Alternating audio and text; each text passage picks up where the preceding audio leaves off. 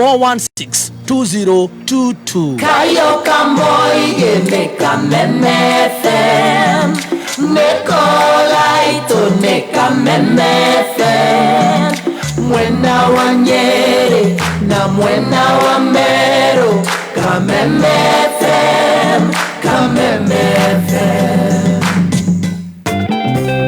Blotika bonanza na username rewe haha na ithui wigire broti area ne value added ya 8 acre hando gita mucii thogora riu ni uharorokete kuma ciringi 950 riu urenderio 849 broti cie Naikuru barabara-ini ya Naikuru guthii Eldoret book to makiugo mugoda kuri 20321 kana hure 0725 00022 mawatho na mekana kuhuthika. Blotika bonanza na username.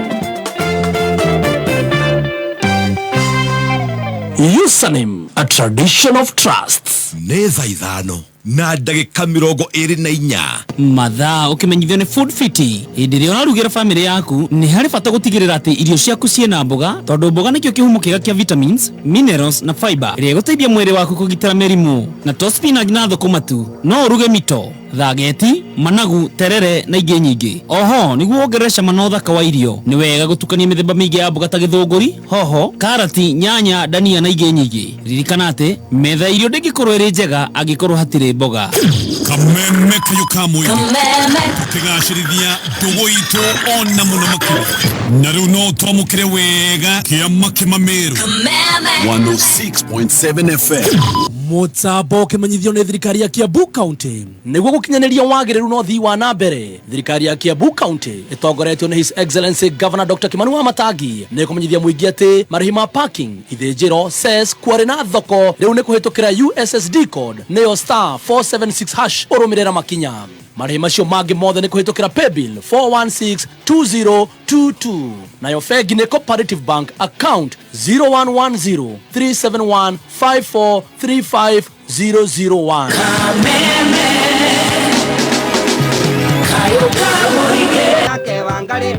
I love that TBT right mitambo-ini ya Kameme kayo kamuingi tugithi na mbere na gucanjamuka rwimbo rwega muno murata wa Amerika na murata Miri ucio etagwo David Karanja TBT muthenya wa umuthi tugicanjamuka njitagwo Baby T.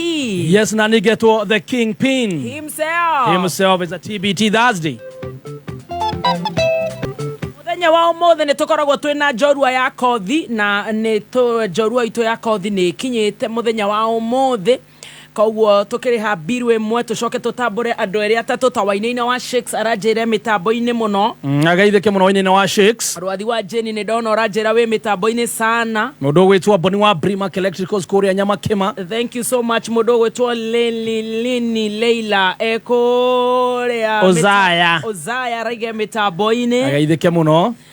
John Smile araige mitambo-ini mundu gwitwa Shiko wa Delight Sneakers kuria Kamukunji. Leila turare kwanyu uria turonirio tutingicoka kuu apa araige mitambo-ini. Yes, ndona mundu gwitwa Kife wa Damis letha kuria Gikomba. Atuwasamehei wameturingia sana, sisi tuliamka mapema tukawachagua, wameturingia kuturingia. Wow, okay, sawa ni as you say, ukisema twende hivi mimi naendanga na wewe.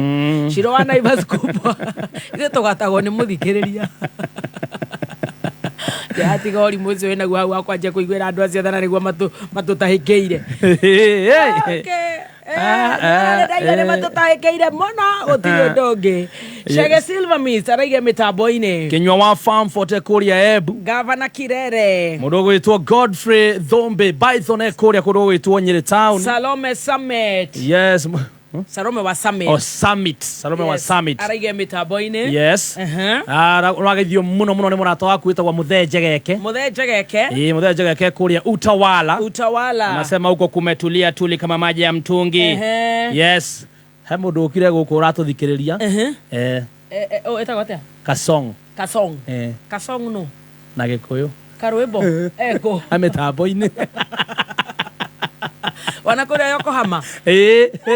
Acio matindaga gũikara mwene. Rĩokire gũtũiga. Ona ithuĩ twaumĩra nĩ tũthombocanaga ũguo. Yes. Koguo, you know, sisi. We appreciate you. We appreciate each other. Karis Muhudumu. All our media fraternity na wanafanya kazi mzuri, kazi ngumu. You know, Mungu awalinde pamoja na wananchi.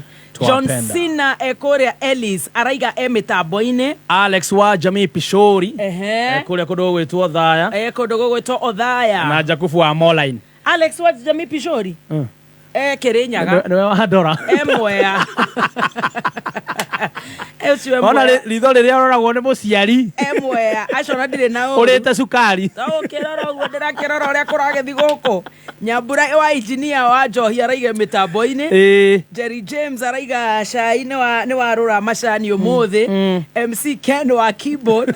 Grace Gaithuma Ken wa kuria New York araiga mitambo-ini. Agaithike muno Ken Kabia. Chef Numi mwana wa Qatar tunakutambua. Mwaura wa Sagana aria marahota gutwandikira na matirahota gutwandikira ni undu wa itumi ngurani no ni maratũthikĩrĩria. Yes. Maitho ma bũrũri mũndũ gwĩtwo MCA Ikonya. Asalimike sana.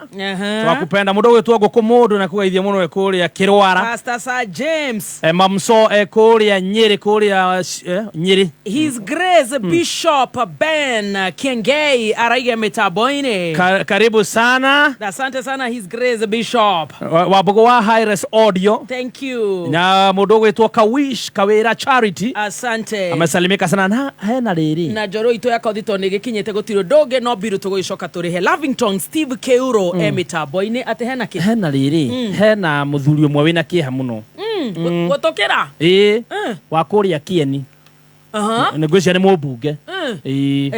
Tondu duka ciake kana indo ciake nĩ iratharirio iratharĩkĩrwo na arathiĩ hathara ya milioni 550 550 million and now he's in pain na tũtiũ ũrĩa tũngiuga rĩu ũrĩa mũngĩmũteithia milioni 550 arauga indo iria irakuirwo cia movable nĩ cia milioni 450. Sorry guys.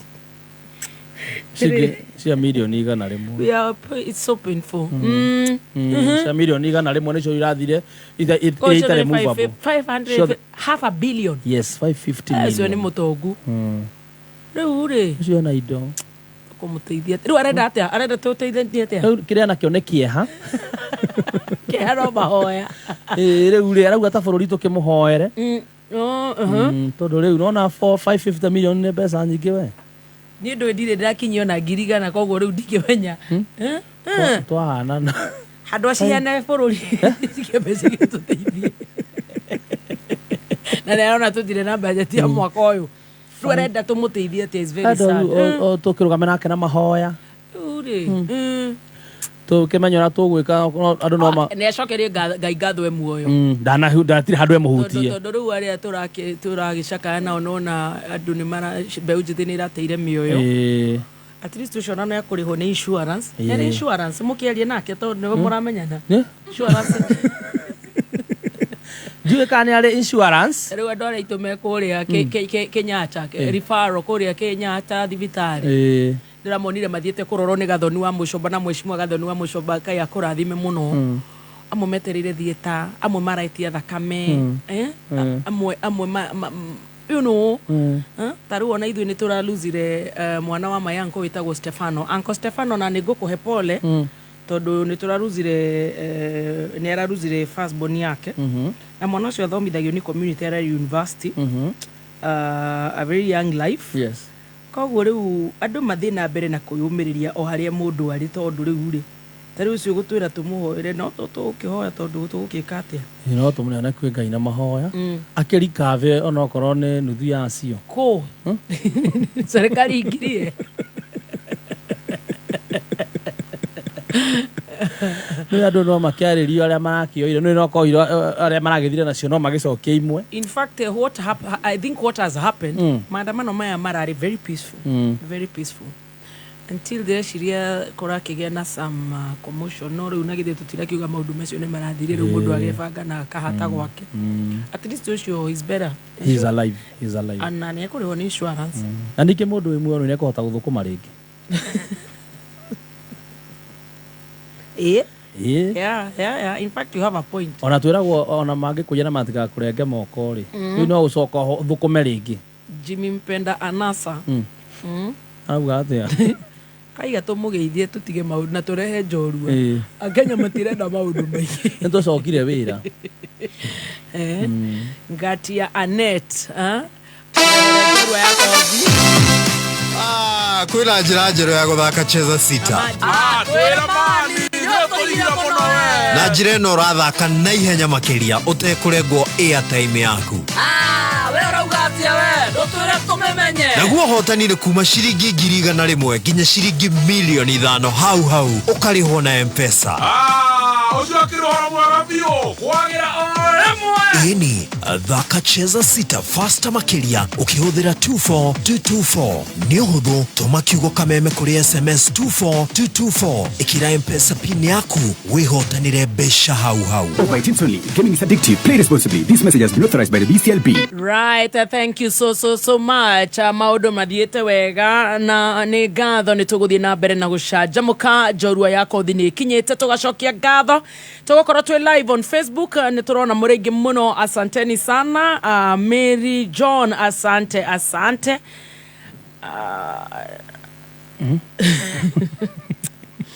No, maudu maria marari guku mundu arabariri. Kumahitukira kahora. I'm your big fan. Nikiwa Qatar, Maggie Allan, asante. Bernard David Mwangi, Blessed Hunter wanasema they are so addicted to us. Asante sana. Thank muno ni kuhurira. Reke nguhe kiugo uturi uririre ta kothi ukana hande meigua gacira ga guthie kwene. Tondu muthenya umwe ciana ciaku no ciurure cigera gacira kau citari iratu citheca ngwene meigua yo. Handa mahua kana handa macungwa cingikagera ho citwikiriaga. Endera ndori angi maundu mega. Kupata maudo mega kama sikiza tune yako, dial *860*389#. Kameme Weekender.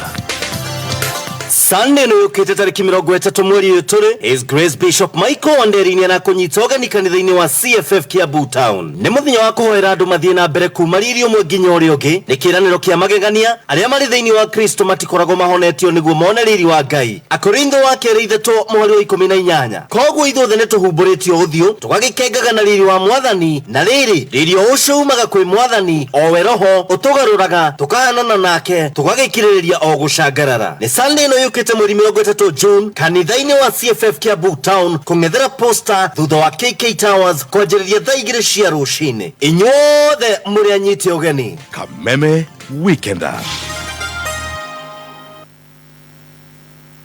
Thank you so much. Uko turehere kamera nigetha tukorwo tukiaraniria na njorua itu muthenya wa umothe. Na muthenya wa umothe twina andu aria metagwo majenzi wenyewe haria mega tagati njorua cia kothi tigo kuhiriria ate akuhiririe arubanga na millennials ega tagati wa Gen Z inside oyo ni Gen Z afio oyo ni the real Gen Z mundu ngidironire wa marika ta magatonye aigaga mimi watu wananiambia mimi si Gen Z. Kwa nini holi ni saa bwana? Wewe ni holi ni saa. Mimi ni Gen Z na nitaenda maandamano. Wewe ni mamangu. Wewe holi ni saa. Ulijuaje echi yangu? Na ndorora mundu ucio ahete kare Anderson. Ndagikira gatonye. Ona koro aciarirwo mugunda tondu mundu ni aciaragirwo muciĩ thibitari kana mugunda. Ai, kwani wewe ni mamangu? Wewe unanihesabu bwana. Unaniambia mimi si Gen Z kitu gani? Si ni Gen Z kama nini? Na nini ana miaka 13 tu. Mulamua. Yes. Hey. Inakuaje? Ishakuwa. Isha happen. Finally. Muthenya wa umothe ni turateheka ni gukurehera mwananake machachali. Andu aingi mamwitaga Mulamua. Ni agutwira maritwa make. Akoretwo umemerekeine, akoretwo thiini wa comedy, aingi mana muona kuria gwa Churchill na kundu kungi kuingi. naya neo metagwo majensi ni acenjagia nguo maita maingĩ na maingĩ ta rĩu twamwĩta nĩ atũtĩtĩrĩtie ta mweri mũgima agatwĩra tailor wake ndarĩ arona mathaa ma kũmũthondekera nguo ya gũka njorua ya kothi nĩ amwe arĩa ndĩreciria marĩagwo 7 figures yes you know at that age na nĩ amwe arĩa mararĩ mstari wa mbere gũkorwo hihi memeandamano-inĩ ma Gen Z koguo nĩ tũgũcoka tũkĩhinge na icio mbere ya gũkorwo tũgĩthikĩrĩria rũgendo rwa mũndũ ũgwĩtwo Mlamwa na nĩ njũĩ nĩ arĩ mafanza aingĩ followers aingĩ mũno ikũrĩa Instagram, Facebook 3 followers arũmagĩrĩrwo ena konkiri na kina MCA tricky and we appreciate them koguo nĩ twakena mũno harĩ mũndũ ũrauga atĩ anaitwa Wazimu wa Milele FM mtu wetu inakuaje? Usharauka, ishakuwa tuko wema? Nisharauka. Leo nimekuja kazi na tochi. Sijazoea kuamka saa hii. Mapema, kumbe mnakuja mapema hivi. Ala. Nimeona watu kwa ofisi wenye sijawahi waona afternoon. Uko salama? Niko poa sana. Leo utajua Gatonye. Unajua unapata ametoka saa 4. Leo at least umefika mapema. Leo nimeona watu wengine. Do they work here?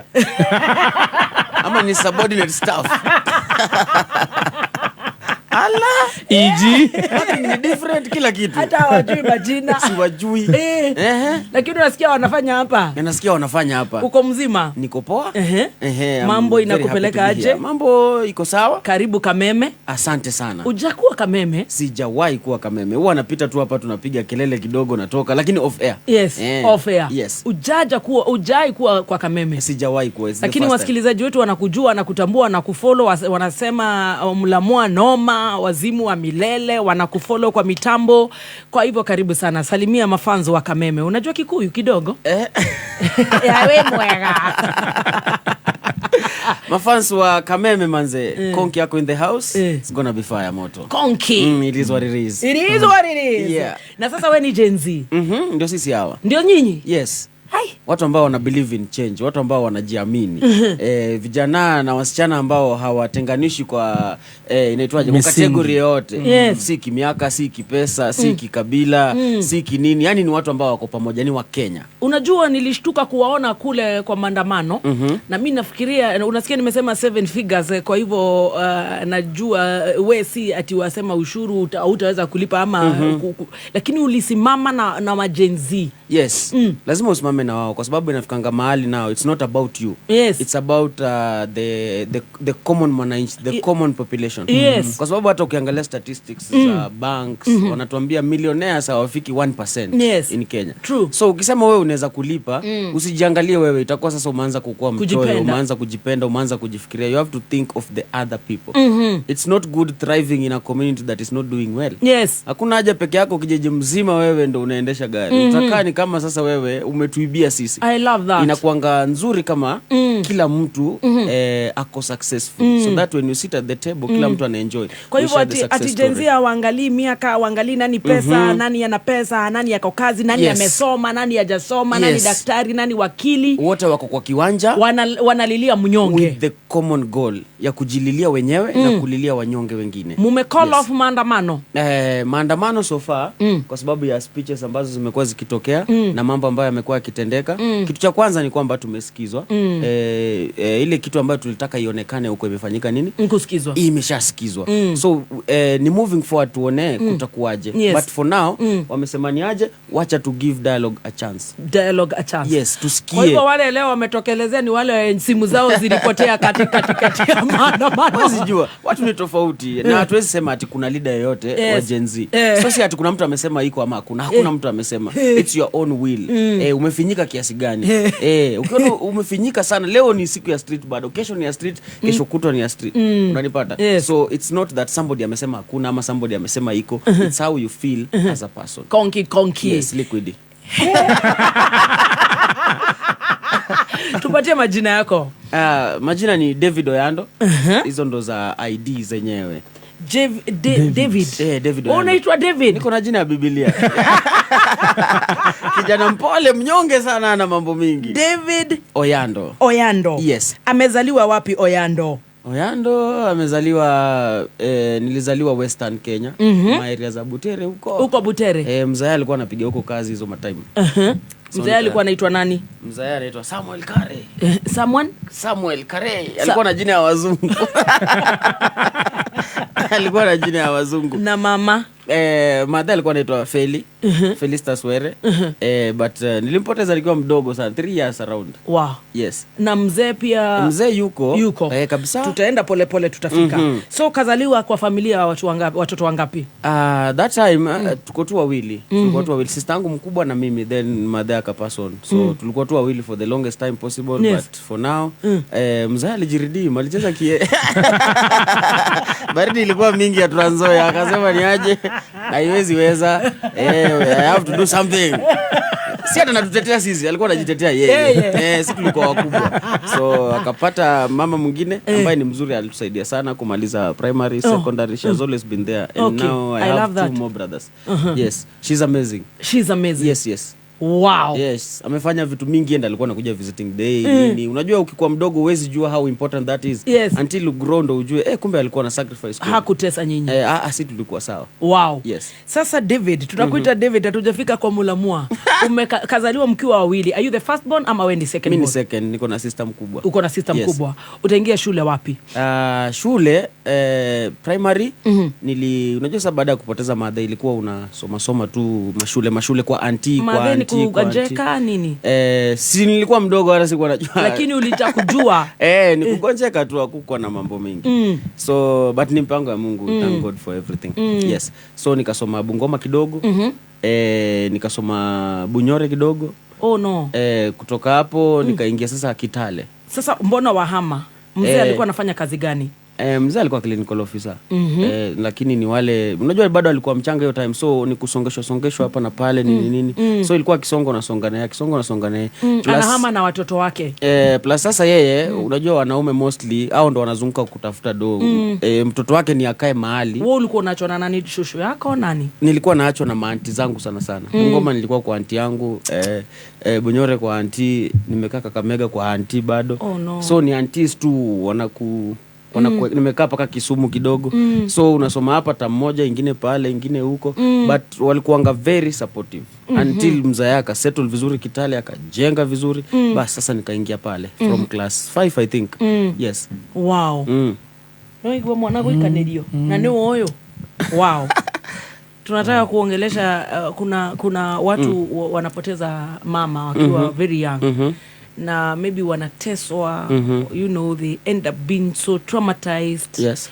Trauma, kwa hivyo najua watasikia.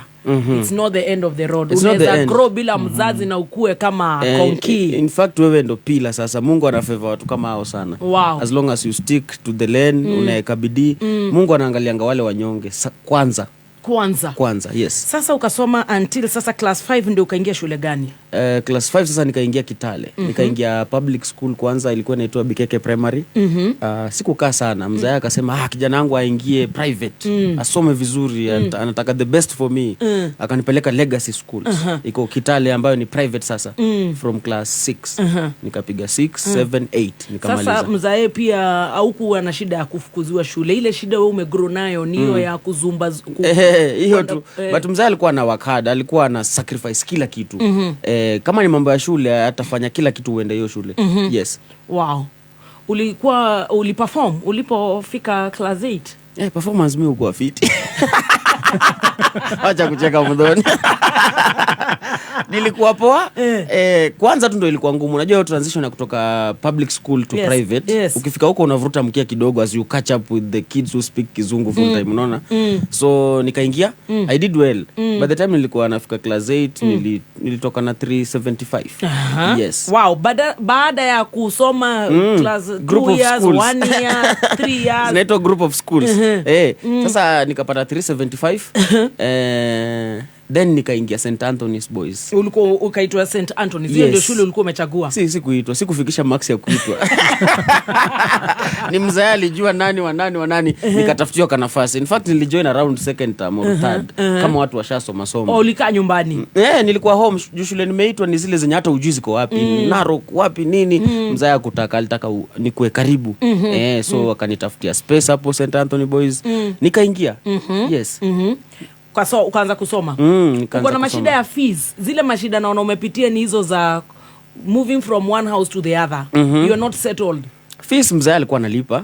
Siwezi sema ati tulifanya nini mambo na fee, hapana. Alikuwa analipa anything to do with school. Yes. Angeshughulika nayo. Hizi co-curricular ndio hataki ati hiyo sijui pesa nini. Hiyo utakosa. But kama ni shule, ni vitabu, ni kalamu, hizo mpaka ukue nazo.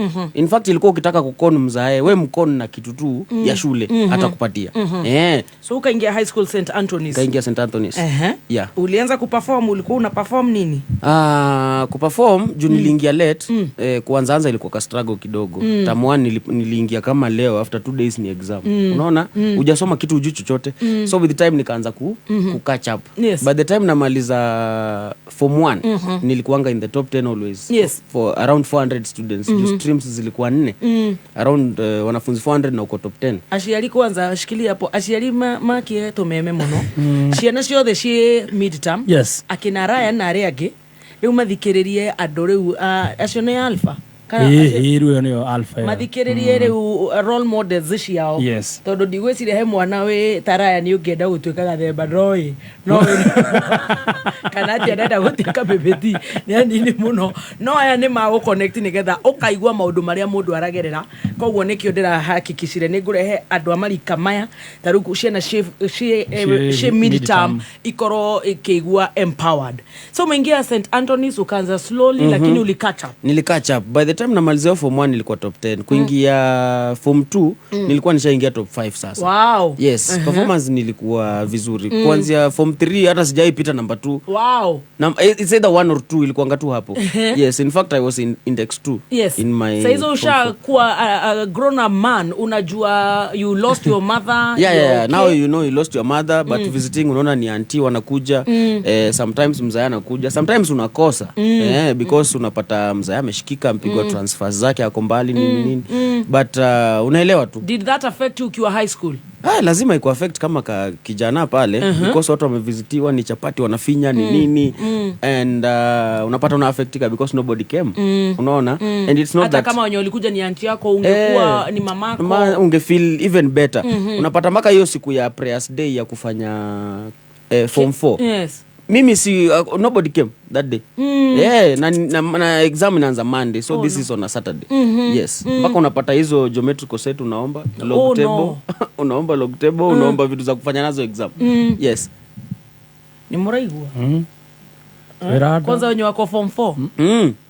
Sasa unaziomba, unafanya maths unarudishia mwenyewe wa form 3 kwa vile hao wana exam. Wenye wako form 3 ndio unaomba wale kwa sababu they are not doing the papers. Yes. But I did my best. Ulikuwa na mashida za high school zile za kufukuzwa fees? Sijai fukuzwa fees, I can't say that. Kufukuzwa fees ni ile yenye unataka kwenda tu nyumbani. Yani labda umepewa hata uko nayo hujalipa ndio ufukuzwe uende na wengine at least upate ka half term. But ati kufukuzwa fees hapana, mzaa yako haikubali hiyo. But sasa ukienda kufanya form 4 uko na geometrical sets na zile vitu requirements. Yes, hizo nazo unaweza ziekelea kwa ile yani kukua mzembe kwa shule kwa sababu mwanafunzi utazipoteza. Unapata una expect na uletewe zingine, mzazi sema wewe sasa umekuwa mchezo sasa. Plus inapata hiyo time alikuwa pia ni mgonjwa. Alikuwa mgonjwa kidogo, alipata accident mahali. Sasa pia naye angekuwa very vigilant hivyo. But I did not have much problem because geometrical set utaipata tu kwa mwanafunzi yote. You will still do the papers as the rest of the students. Na nikapita tu vizuri. I did not baada ya kuomba na kutokuja na mzazi na wazazi na aunti zako kutokuja maombi ulipita? Mimi nilipita vizuri sana. Mimi nilikuwa na 81 points. Kai. Huko tujaileta material. Ndio hii sasa.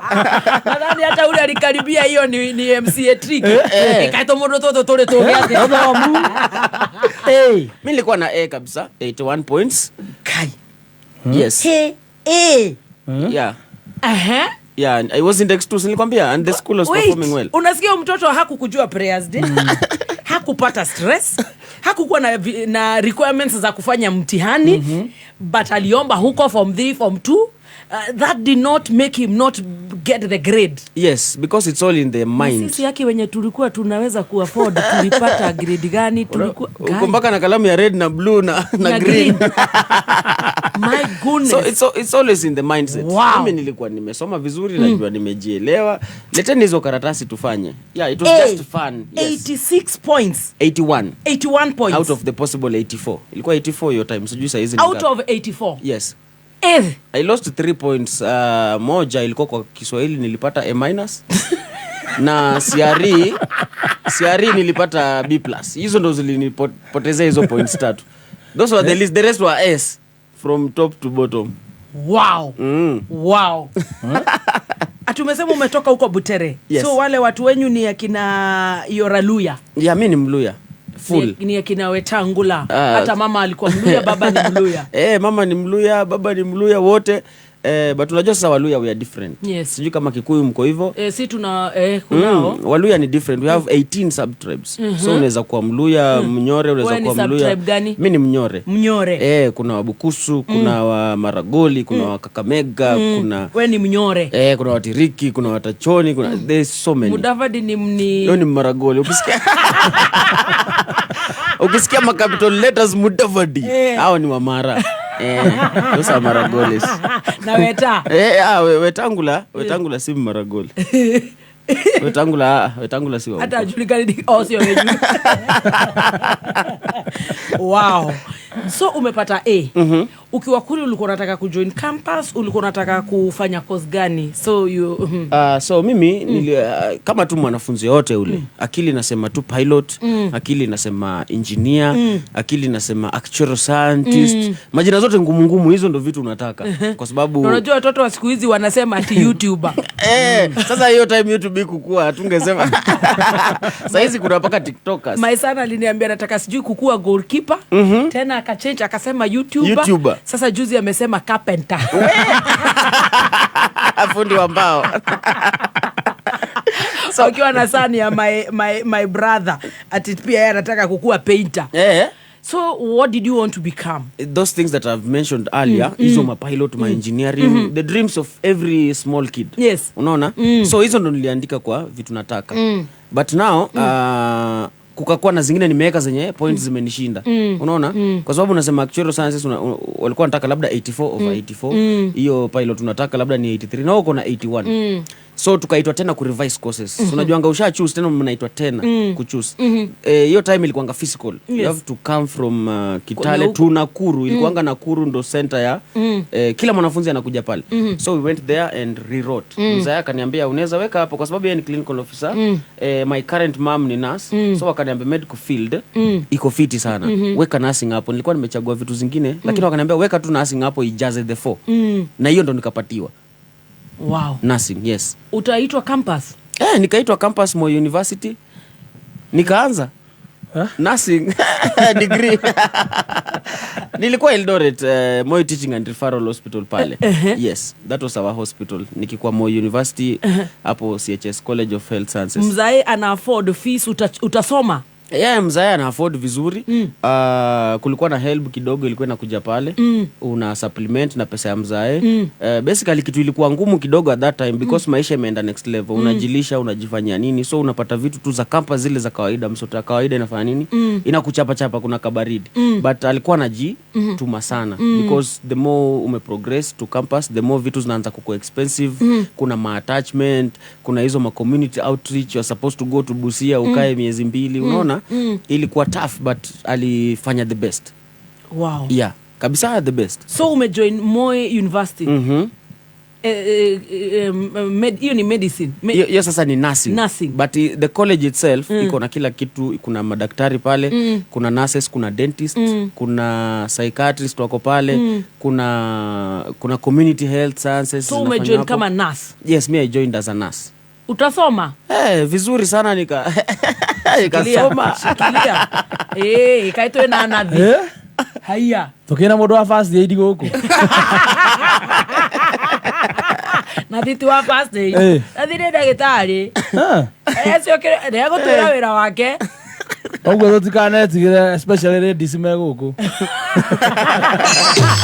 Yako majaribia.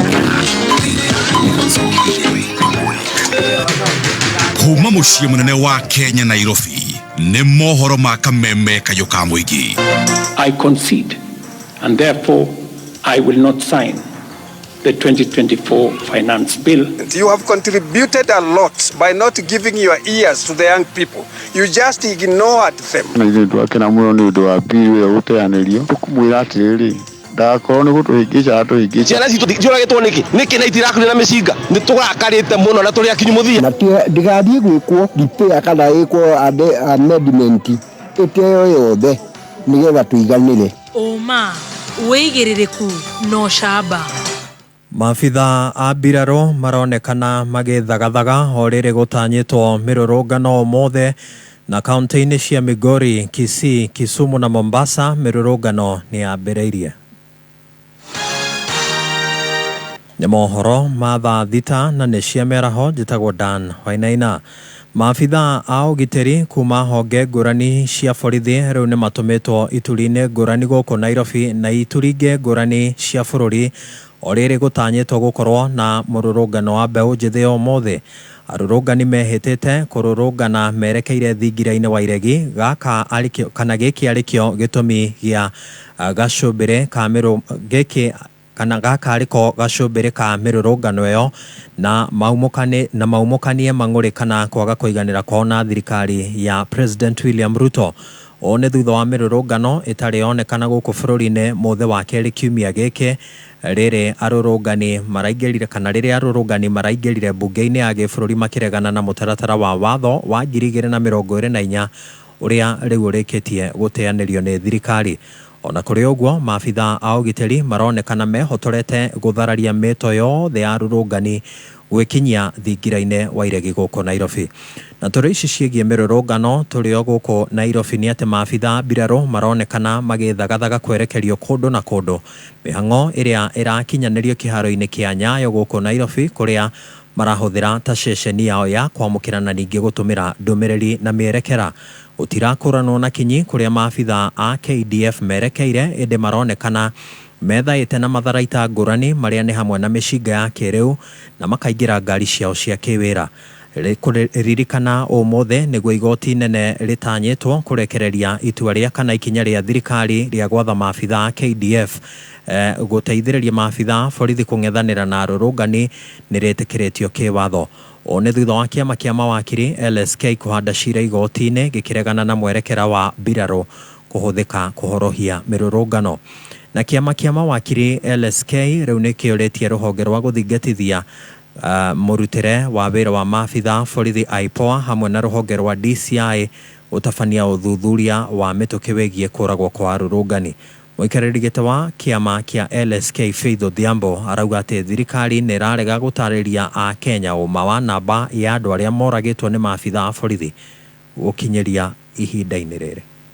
To ensure that they investigate, because the National Police Service cannot investigate themselves, to investigate the killings and how big and the magnitude, so that we can get a full account, and IPOA as well, because we have previously done investigations and it takes a while for the same to be verified. So we'll be trying to work hand in hand with IPOA on the same, that we try and ensure that these investigations are done and concluded and that we can table a report.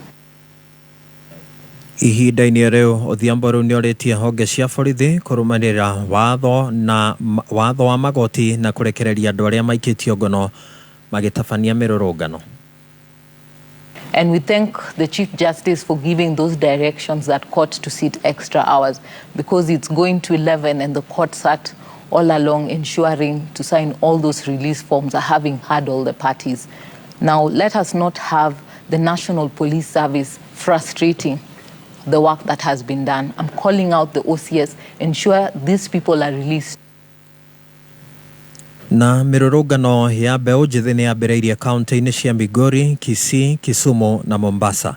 Magana ma mumo meyumĩrĩtie magĩtetia thirikari ya President William Ruto nĩ kwĩrorera ngũĩ gĩtuthũka mothe wa kiumia kana mothe wa kerĩ kiumia gĩkĩ, kũrĩa President anĩrĩire atĩ kana ona thutha wa president kwanirira mutaratara wa watho wa kigena uri urari kihumo kia mururungano iyo. Ona kuhana uguo namba ya arurungani acio ni ngunderu kurigithanitio na kiambiriria gia kiumia giki. Guku Nairobi wonjoria ni uthararite ni amu nduka nyingi cia biacara ni ireketie kuhingwo. Mangi mohoro ukumamukira ciahanda thaa 7 itagwo Dan Wainaina. Uma woigiririku no shaba ni mohoro kuma Kameme Kayuka Muigi. Ungikorwo wina undu ungienda kumenyithia metha itu ya mohoro, hura thimu namba 0704 111 555.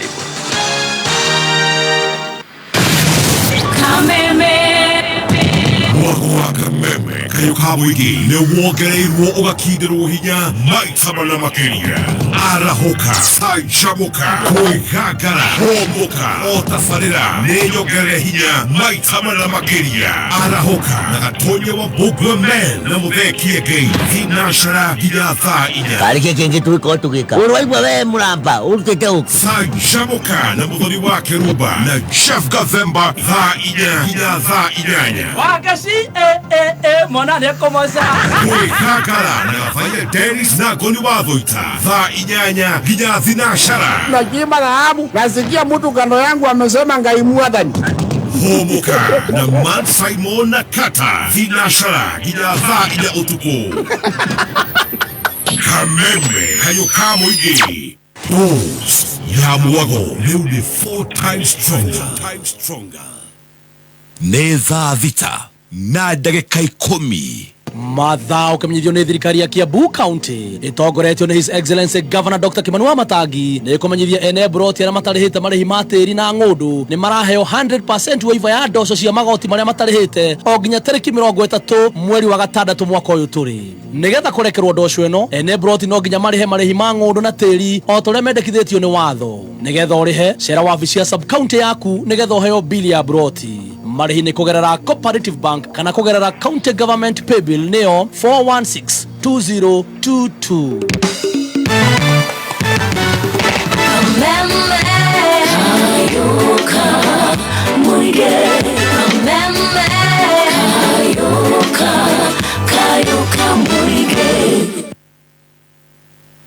Thank you so much. Goko ne gwa Kameme Kayuka Muigi ni twacokereria na njorua itu yako the Mr. David Ayando aka Koki aka Mulamwa na wake igwa ni a student regardless ya mathina maria athomire namo strong A we ngazi ane twathia kuria kiria twathia kwa gweka homework matuonie mathabu. I tell you ate na gukorwo athomete akiagaga araikio guku akaikio guku agathomera guku agathomera kuria tondu baba wake na wira arang'eng'ana naguo mamu wao ni ahurukire munini arathomera gwa tatawe na maundu matiganite.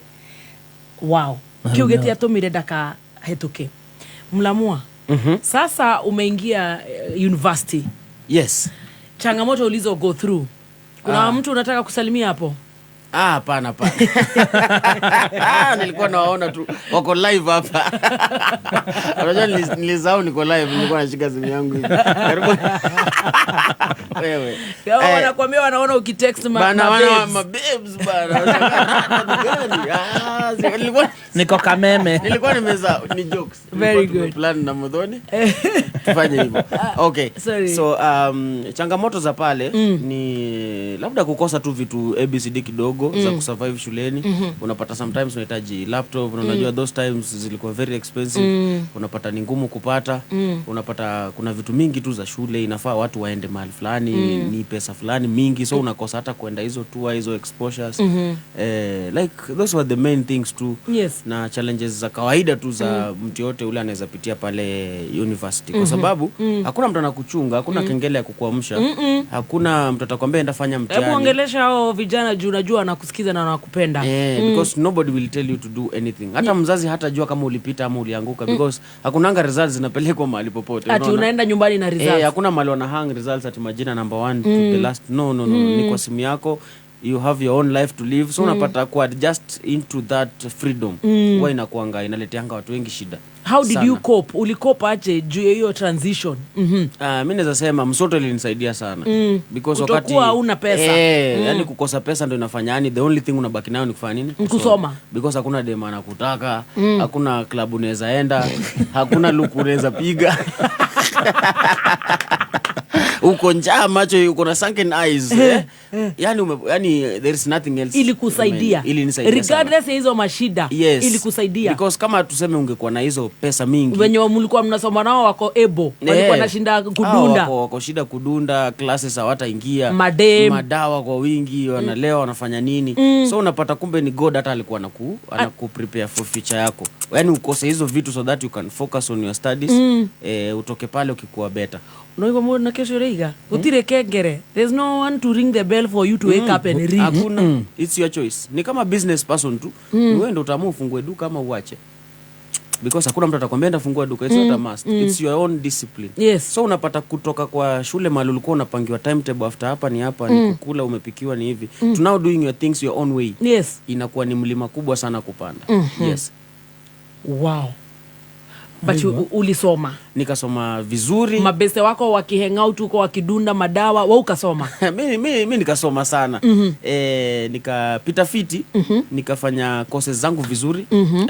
But kulikuwa na time nilikosa fee mara moja ya mtihani. So sikufanya mtihani ya kugraduate. So I had to stay another whole year nifanye ile mwaka ingine. Your father could not afford it. Yes, anymore. At that time kulikuwa na mambo mingi tu, so hatukupata hiyo do. Mambo gani? Unajua hiyo you're here to empower people. Yes, mzae na ana support watu wengi. It's not only me. Yes. Mzae ana support watu wengi. So unapata sometimes hizo pesa haziko, unaona?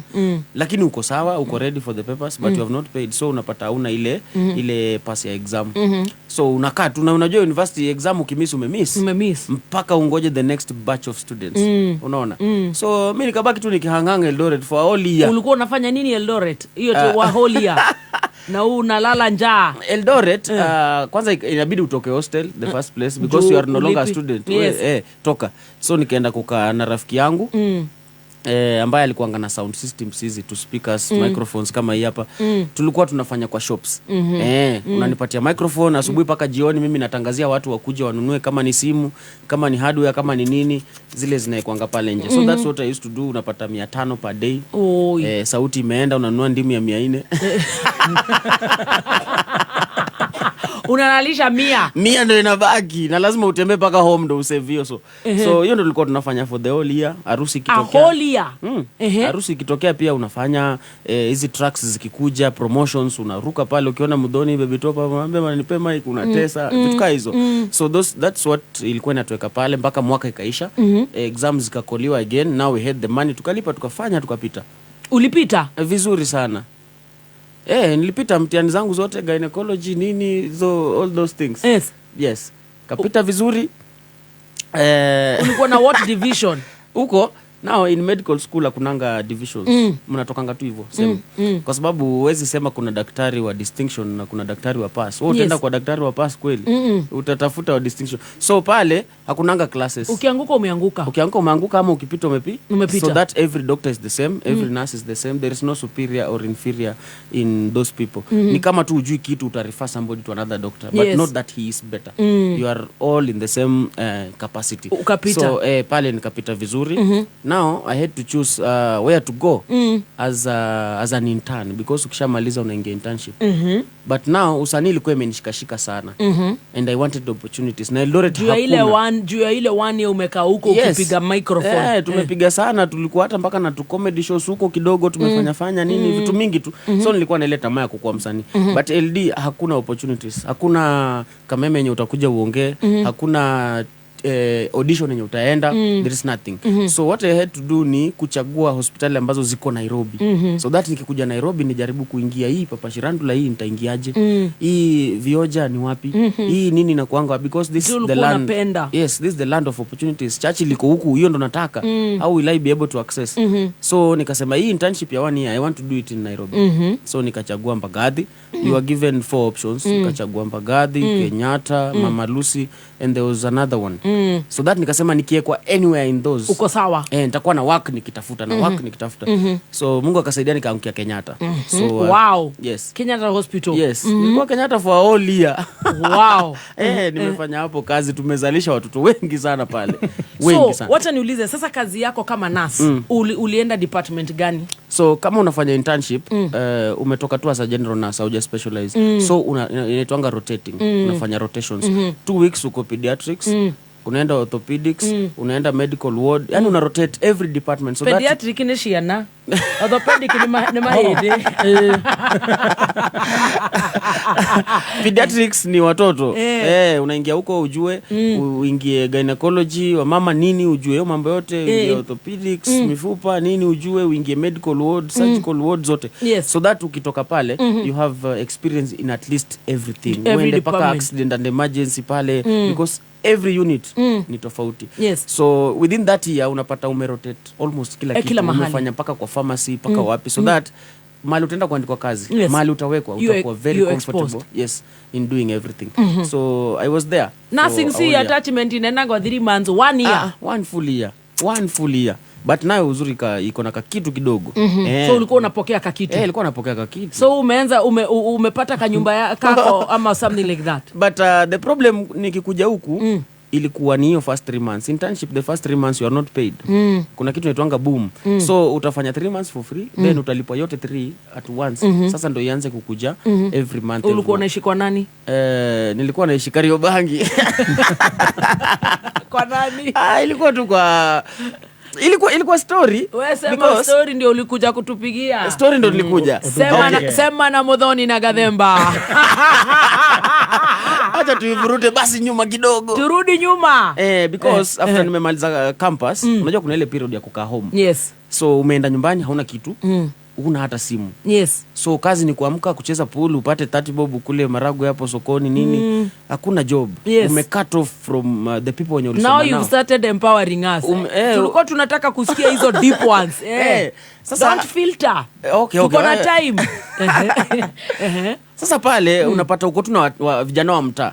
And that's why unaambiwanga ukiwa campus usiwahi fikiria mko same na hawa watu because after mmemaliza kila mtu anaenda barabara yake. Hampatani tena, wenye wameenda USA, wenye wameenda wapi. Kuna watu wako able na kuna wewe mwenye unarudi nyumbani. Unaona? So mimi nimerudi nyumbani. Mimi nimerudi home. Mimi ni kufungua mbuzi asubuhi, nifunge kondoo, niingie pool sokoni, nicheze pool na vijana pale, nitafute 20 bob, 30 bob. Vumbi paka jioni unarudi home. So sikuwa najua hata nimeitwa campus kwa sababu sina simu. Email yangu sijawahi fungua. So there is this day tu nilijaribu kuomba rafiki yangu simu, nikamwambia hebu niangalie email yangu. Kuangalia kumbe niliitwa 2 weeks ago and it's on a Friday na Monday inafaa kukua na report. Unaona? Because nimeangalia email late. Nimeitwa Kenyatta. So ni kwanza kutafutana tena nitaenda na nini. Mzae nisaidie, nifanyie, nipatie. Unaona? Ikakuwa shida. Sasa hizo sina simu.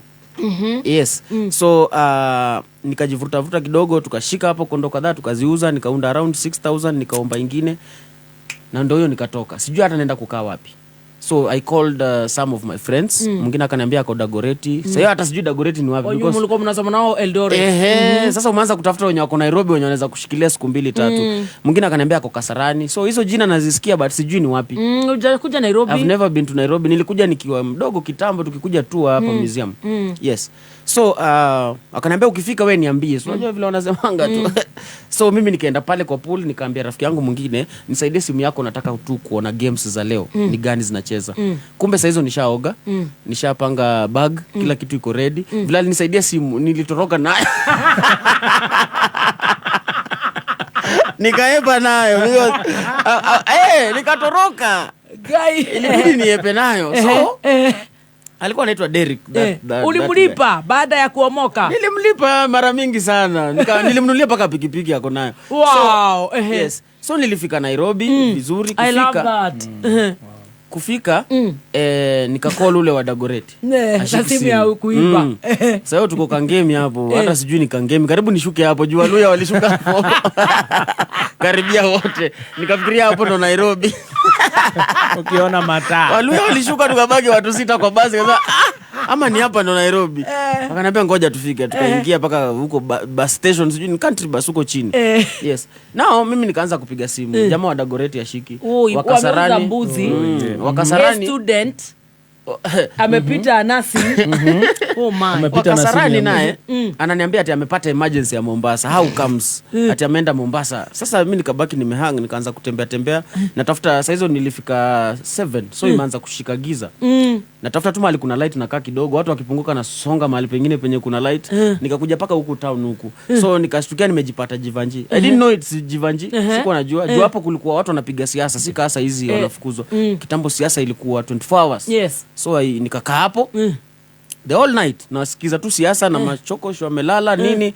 Mimi niko na kabag yangu, I had trouser 2 na shati moja. Because kwa requirements walikuwa wamesema kuja na navy blue trouser and a white shirt. Hiyo ndio uniform ya kufanya kazi wapi? Kenyatta. That's what I had. Peke yake. Na bag na bahasha zangu za makaratasi. So Monday tukaenda tukaripoti Kenyatta. Sasa utalala wapi? Jivanji. Nilikaa Jivanji almost a week. Sijaioga, sijaifanya nini. Simu nilikuwa na charge kwa hizo duka ziko hapo zinauza soda. Oh my God. Yeah, I used to stay there. Ikafika mahali ikakuwa too much whereby inabidi niambie mzae, nitakaa wapi? Pesa yenye nilikuwa nayo ile kidogo ni kama imeisha. Nimebaki na kama 8 kwa mfuko ambayo sioni kama itanisaidia because it's a lot of work. You have to go to NEC wa stamp, sijui vitu gani utoke NEC uende wapi, uende Ministry of Health. Yani kuna tu kazi mingi unafaa kufanya na unarudi unalala Jivanji unakaa ukiwa umeketi kwa hiyo baridi. Yes, unaketi tu hapo. Kulikuwa na siasa, it was the safest place because watu hawaishi, wakitoka wengine wanaingia, wakitoka wengine wanaingia. Kuna mahindi zinauzwa hapo, chemsha kwa ndoo, unakula, unatulia, unaona. So vile nilicall mzae because we don't have relatives in Nairobi, so hakuna mahali ningeenda. Nikaambia mzae imekuwa noma, hata kuoga sijawahi oga, shati ni chafu nini kila kitu. Akaniambia kuna auntie wa beste wa anko wa nani unajua hizo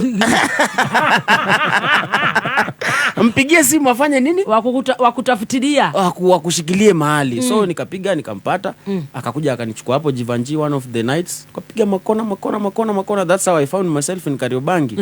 Kufika Kariobangi si at they are well off, hapana. Ni nyumba tu ni ndogo, imekatwa na pazia hapo. Ni ukae nje, watu wakula, wakimaliza kuja ulale kwa kiti. Oh no. Mapema tena utoke, unaona. Na si familia alikuwa na bwana. Ni bwana alikuwa. Then ako pia na watoto rika yangu wakubwa hivyo. So hapo hakuna mtoto kitu ya kwanza. Nao ni we ulale, we ni kulala tunakwenda. Because you are not that close. Si hata sasa ni watu hata wajui. Si wajui, ni wale walikubebanga ukiwa mdogo, unajuanga. Sasa huwezi kumbuka. But ni distant kidogo. So hawaku appreciate sana as a person. Unaona hata ni kama wewe unaweza tuibia in the first place. Unaona, yani wako rada na wewe kabisa. So asubuhi alikienda kazi, wengine wakienda shule, pia wewe naye unafaa utoke. Na that time hujaanza kazi. Kazi ilianza I think after 3 weeks. The first 3 ilikuwa tu orientation nini ku make sure papers ziko correct, ku stamp. Hata unaketi nje wakikula. Unakaa nje. Watu wakula wamalize, wewe ni kulala because na utapatiwa chakula huko. Wapi? Iko wapi? Unajiasolia mwenyewe. Oh my God. So kitu ambayo ilikuwa ngumu sana ni hiyo kukaa nje because asubuhi watu wanatoka 5 wewe una mahali unaenda, hujaanza kazi but unatoka na wao, wanafunga mlango, wewe unakaa tu stairs hivyo mpaka jioni tena saa 4 ndio watu watarudi, wewe ni kulala tu. So the whole day do they listen to you? Wanajua uko uhai? Si wanajua. Wanajua because na maana magai weka wega ni wewe. Utafanyaje? Is there any utafanya nini? Hakuna. Unakaa tu nje. So I used to stay hapo nje, najaribu kuunda marafiki. Ukiingia mahali watu wanaongea, wananyamaza. Ukifika mahali watu wako wananyamaza. Kwa nini? Wanaona sasa wewe ni mgeni, ni kama umekuja kuwasoma or something. So I used to stay huko outer ring, nikiangalia barabara tu ikitengenezwa na wa Chinese huko, wakiweka hizo flyovers nini. Mpaka vile kazi ikaanza, nikaanza kuenda. Bado sina. So I used to trek. Unatoka Kariobangi mguu, piga Juja Road, unaingia hivyo Tao, unaenda. Sometimes unakuja Thika Road, Ngara unapiga, unaingia Kenyatta. Hausikii ku give up? Na give up aje. Unaona? So nilifanya hivyo for those 3 months mpaka ile day. Trek. Kutoka Kariobangi. To Kenyatta Hospital. Yes. Na unarudi. Na hawakupatia hata 100 na wako kazi. Hata hawakuwa wanajua unafanya nini. Hao waliambiwa tu mhost. So they don't know hata in the first place you are. Hawana they were not friendly. Hawakuwa appreciate. Kwa sisi sema ni friendly because ilikuwa tu ni place wewe uweke kichwa ujitoe. Uweke kichwa kwa kiti. Na si tena ukae sana, yani uko ukikaa ukijipanga vile utafanya nini? vile utasonga. So hivyo ndo nilizoea tu until vile nilimaliza 3 months nikapata pesa yangu ya kwanza. Unaona? Let me ask. Yes. 3 months una trek ukienda Kenyatta? Yeah. Una trek. Sometimes ukipata do it's either uamke mapema sana Nairobi na Wakivo 4 uko umepanda gari saa 10 asubuhi. Hiyo ndo 20 bob mpaka Tao. So ukifika Tao barabara uko clear. So ukipanda gari saa 10 by saa 10:10 uko town. Saa 10:10 unaenda wapi? Kazi jaanza, kazi inaanza 8 huko. So unakaa tu pale. Mimi nilikuwa nakaanga Kencom. Hapo tu nakaa. Hao watu wote nilikuwa nawajua wenye wana brush viatu. Nilikuwa naona wakifungua 5 asubuhi. Niko hapo nimeketi. Mimi ndo wa directions wenye wametoka ushago na kwambia enda hivi. Wewe enda hivi, fanya hivi. So ikifika 7 ndo natembea. Hizo time wako wamefunga Uhuru Park. So kulikuwa na hiyo barabara unapanda straight mpaka Kenyatta Library hivyo unaingia. That's what I used to do. Mpaka siku ile nikapata do yangu ya kwanza. But how do you even perform? Ukipatana na nasi kama huyu ni yeye anakugosha kinonda. Umeisha. Si hata kumaliza. Umeisha. Unakuanga umechoka. Sometimes nilikuwa naenda then hauna nguvu ya kurudi. So unakaa tu huko. Ushai transnight, umekaa tu hapo kwa waiting mpaka kesho tena uendelee na kazi. Because unapiga hesabu kwenda home tena nirudi. It's too far. Sometimes kunanyesha, unapigwa na mvua mpaka nyumbani. Unaona? So una prefer Jeroti getona dio sio ni ana kuweka drip. Ni wale wanadunga mara 5. Lakini unajua kuna code of ethics. Unakazana tu haifai mtu ajue weakness yako. Sometimes mtu anaweza kunotice aone umekula kweli. Naambia mimi nimekula niko sawa. Kuficha ile game. But wewe you have not had anything. Unaona? Una hang on to that hope that one day ni aje itaweza. So one of the days nikikuwa pale nao tumekaa nikawauliza na hii Churchill inakuanga wapi? Ushasikia watu pale nyumbani tu pale mali nilikuwa na hostiwa. Ushasikia watu wamecheka 40 minutes. Wewe Churchill sisi tumeishi Nairobi miaka yote tujai hata enda. Wewe ndio unataka Churchill. Wewe unanichokoroa. Unatuambia nini? Tumekuokota Jivanji. So mimi nikakuja kugundua kumbe Churchill si mbali. Nikiwa Kenyatta naweza tembea Mbagathi hivyo nikafika Carnival. Na ilikuwa break time saa 4 naambia mtu nishikie. Nakimbia auditions every Tuesday na Wednesdays. Ilikuanga auditions. So natoka tu. Atuliwauliza Churchill ako wapi akacheka 40 minutes. Acheka sana. Tu mimi akili yangu ilikuwa inataka sana siku moja niende hiyo Churchill show. So nikajua maliko. So these 3 months nikiwork ilikuwa break time naenda. Kwa vile Kenyatta natoka na ile gate ya juu ile side ya kuingia. Bado unapiga mguu. Mguu tu. Nilikuwa nimezoea sana. Mbagathi unaenda paka kwa ile mall iliharibiwa pale chini. Unapiga kona hivyo hapo kwa Rais hapo Weston nini Carnival ushaingia. Unafanya audition zako, ukianguka unarudi kazi, unaendelea unamaliza unaenda nyumbani. That's what I used to do. Ukaenda nikaenda hiyo Churchill nini sikufaulu for the longest time possible. Longest ni how long? All the times. Naweza sema collectively ni around 5 years mimi nikienda Churchill. Juu nilikuwa naenda bado hata nikiwa Moi Eldoret. Unanipata? Yes. Bado nilikuwa nakuja. Nikipata kafe nakimbia nakuja naangalia naenda. So vile nilifika Nairobi ikanipotelea ilikuanga wapi? Najaribu kutriangulate na Kariobangi na vile nilikuwa nakuja sielewi. But vile nilipata route sasa nikaanza kujua nilikuwa najipeleka mwenyewe. Each and every time nikijaribu nikiunda mabeste nikijaribu kustrike gold but haikuwork. So after 3 months ndo nikapata mshahara yangu ya kwanza. Mshahara ya kwanza. Mshahara ilikuwa pesa ngapi? Ilikuwa tu pesa poa juu ni nasi. Sawa, ngapi? Ilikuwa napata 75. Wow. Yes. And nobody knew even in the house I was getting 75. So after 3 months nilipewa 75 times 3. It was around kitu kama 200 and something. Guy. Nilipata kwa account zikiwa hivyo. Yes. So nikachukua do kidogo nikarudi nao pale. Microphone umepeleka I'm being carried away, nataka kulia. Cha ujinga. Nataka kulia bwana. Unalia na unapata 200 na ulikuwa unalala kwa stairs. Sasa sikio kwanza nikaenda nikajitreat kwanza kiasi. Ukajitreat aje? Kafinya kuku yangu for the first time in Nairobi bana. Nikasema acha nirudishie mwili pole bana. Nikadishi nikasikia poa bana. Mimi na ujinga yangu nikanunua nyama kilo hata sasa nikapeleka wapike. Wakaniambia hii umeiba wapi? Hata sasa tutapika hii vitu yako. Wewe mwenye unanga fare unatuambia umenunua nyama aje? Lakini ikakuwa poa. Lakini walipika. Walipika eventually. So by that time nilikuwa nishatolewa kwa hiyo nyumba. Nilienda kuishi na kulikuwa na kijana mkubwa alikuwa ameoa. Unaona? So nikapelekwa across the road. Alikuwa anaishi hapo. Nikaenda kukaanga na yeye na wife yake na mtoto. Na wao wanakuangalia ama kwa single room. Hao walikuwa wazuri sana. Kwa hivyo usiku wakilala unaenda nje unashughulika. Hiyo ni masaa yako ya kufua, unauliza tena enda fua, toka nje. Tunaharibu wazazi wazae, unaona? But hao walikuwa amazing. So hiyo day nikarudi. Wakati tunaongea nikamwambia nataka nyumba. Wakacheka another 1 hour. Wewe unataka wewe? Nyumba wewe. Nikamwambia nataka. Wakanionyesha zingine hapo zimejengwa just across the road. Zimejengwa mpya. Walisema hizo the most expensive in Kariobangi. Pesa ngapi? 5,000. Bed sitter. Utamani hiyo pesa wewe? Will you manage? Nikamwambia mnionyeshe nyumba. Nikaenda nikalipa. The following day nikachukua caretaker tukaingia. Microphone, wacha kulia na microphone. Lia na machozi. Uko na specs, una feel emotional. Tukaingia sasa Juja Road huko. Kuna viti hizi za masafara mzuri hizi. Unatoka na robe na. Nilikuwa na pesa mingi. Hiyo ilikuwa pesa mingi sana. Umekula kuku. Actually ni 75,000. Unanipangia 225,000. Hata ukikula 20 uko na 200,000. Nyumba kwanza nililipa muda mrefu sana. Nililipa around 30, hiyo ni miezi 6. Nikaenda kesho yake nikanunua karibu kila kitu ya nyumba. Karibu almost everything.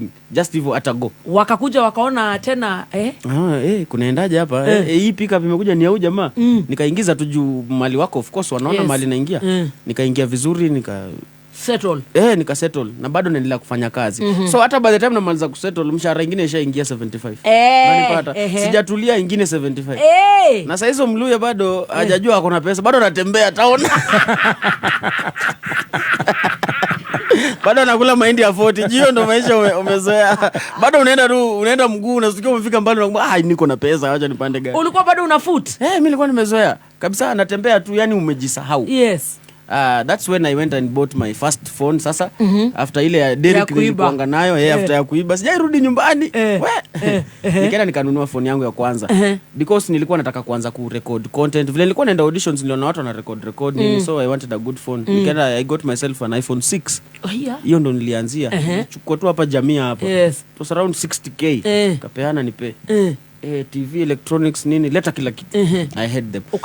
Nikasettle. So nikapata kalif, ka 1 week, nikasema niende nyumbani. Na niko na pesa mingi, it was a lot of money to me. Yes. I was like, nifanyie nini? Nikabeba hiyo TV kwanza. Ukapelekea babako? Nikapelekea mzae. Nikapelekea mzae. Because pesa na kuna nifanyie nini? Nikirudi narudi na ingine mpya kama nimepeleka kwa nyumba, unaona? Pesa ilikuwa inaingia. Then that time ndo nikaanza mambo ya content creation. So ile iPhone yangu ambayo nilinunua kuna day nikitoka Kenyatta tu, I did a video na selfie tu. Video tu fulani tu yangu for myself. Nikaeka kwa status, sikuwa na namba mingi. I had around 17 contacts za my friends tu. Kuweka friend yangu fulani akachukua akaeka kwake. Kumbe watu wamebambika nayo, wakaichukua sasa. Mimi naona inaanza kutrend social media, nashangaa kunaendaje? Watu wanafikiria huyu jamaa hata ni Mganda, huyu jamaa ni nini, unless the people who know me personally. So nikaona kama hiyo amefurahia hivi na nikifanya nyingine tena ikaenda sana the same way. Nikafanya nyingine tena sana. So each video that I was doing ilikuwa inaenda than the previous one. Unaona? Yes. So nimeanza kushika industry. Mtu akaniambia fungua Instagram, nikafungua Facebook nini. Nikaanza kuweka huko. Nikaanza kuandika jina kwa video sasa Mulamwa. Mulamwa imetoka wapi? Mulamwa. Shikilia hapo. Shikilia hapo kwa Mulamwa. We mwathani, honokia na ritwa riaku na undeithure na hinya waku ndakwama. Thikiriria ciugo cia kanua gakwa na uigue ihoya riakwa. Na niĩ nĩ ndĩkũrutagira igongona ngenete ngicokia ngatho nĩ wega waku. Nĩguo gwĩkĩra mwathani wakwa ta rũgambi rwa thimũ yaku hihinya *860*377#. Nĩ thaa thita na ndagĩka 37 mathaa ukimenyithio ni Food Fiti. Hindi ria unarugira family yaku ni hari bata gutigirira ati irio ciaku ciena mboga, tondu mboga nikio kihumo kiega kia vitamins, minerals na fiber iria guteithia mwiri waku kugitira merimu. Na to spinach na thukuma tu, no uruge mito, thageti, managu, terere na ingĩ nyingĩ. Oho, nĩguo wongerere cama na ũthaka wa irio, nĩ wega gũtukania mĩthemba mĩingĩ ya mboga ta gĩthũngũri, hoho, karati, nyanya, dania na ingĩ nyingĩ. Ririkana atĩ metha irio ndĩngĩkorwo ĩrĩ njega angĩkorwo hatirĩ mboga. Kameme kayo kamwe tukigacirithia ndugu itu ona muno makĩria na rĩu no twamũkĩre wega Nyahururu Town 99.4 FM. Mũtambo ũkĩmenyithio nĩ thirikari ya Kiambu County nĩguo gũkinyanĩria wagĩrĩru na ũthii wa na mbere. Thirikari ya Kiambu County ĩtongoretio nĩ His Excellency Governor Dr. Kimani Wamatangi nĩ kũmenyithia mũingĩ atĩ marĩhi ma parking, ithĩnjĩro, cess, kwarĩ na thoko rĩu nĩ kũhĩtũkĩra USSD code nĩyo *476# ũrũmĩrĩra makinya. Marĩhi macio mangĩ mothe nĩ kũhĩtũkĩra paybill 4162022 nayo bengi nĩ Cooperative Bank account 01103715435001.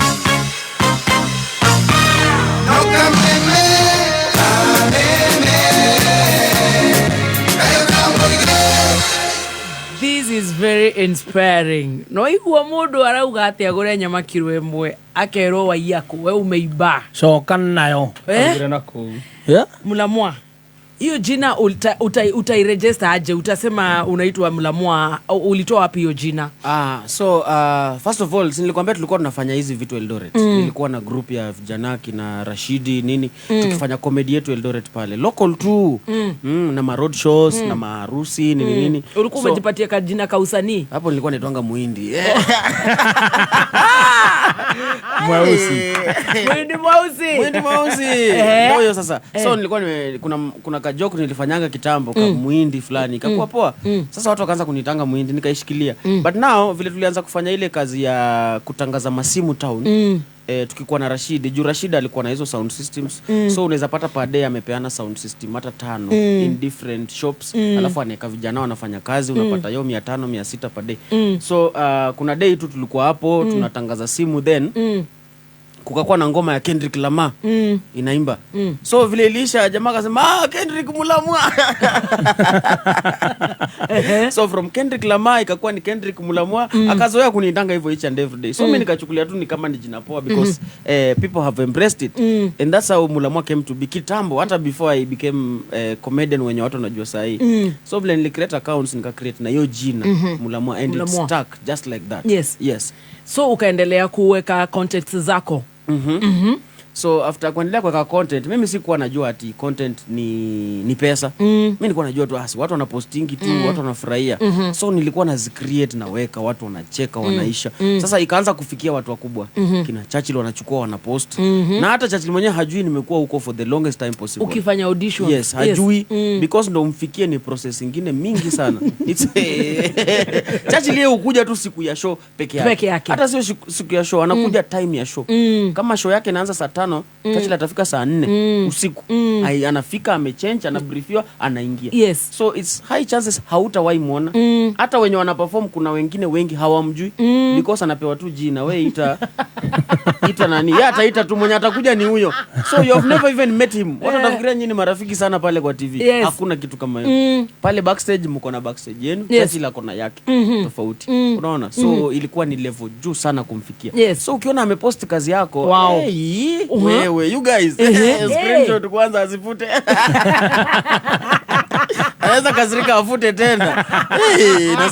Na screenshot naweka anasema ona huu ni shit amepost. Huu ni trick ameweka. Hebu angalia huu ni nani. So ikaanza kucirculate kwa industry but nobody knows who this guy is. So I kept on keeping on.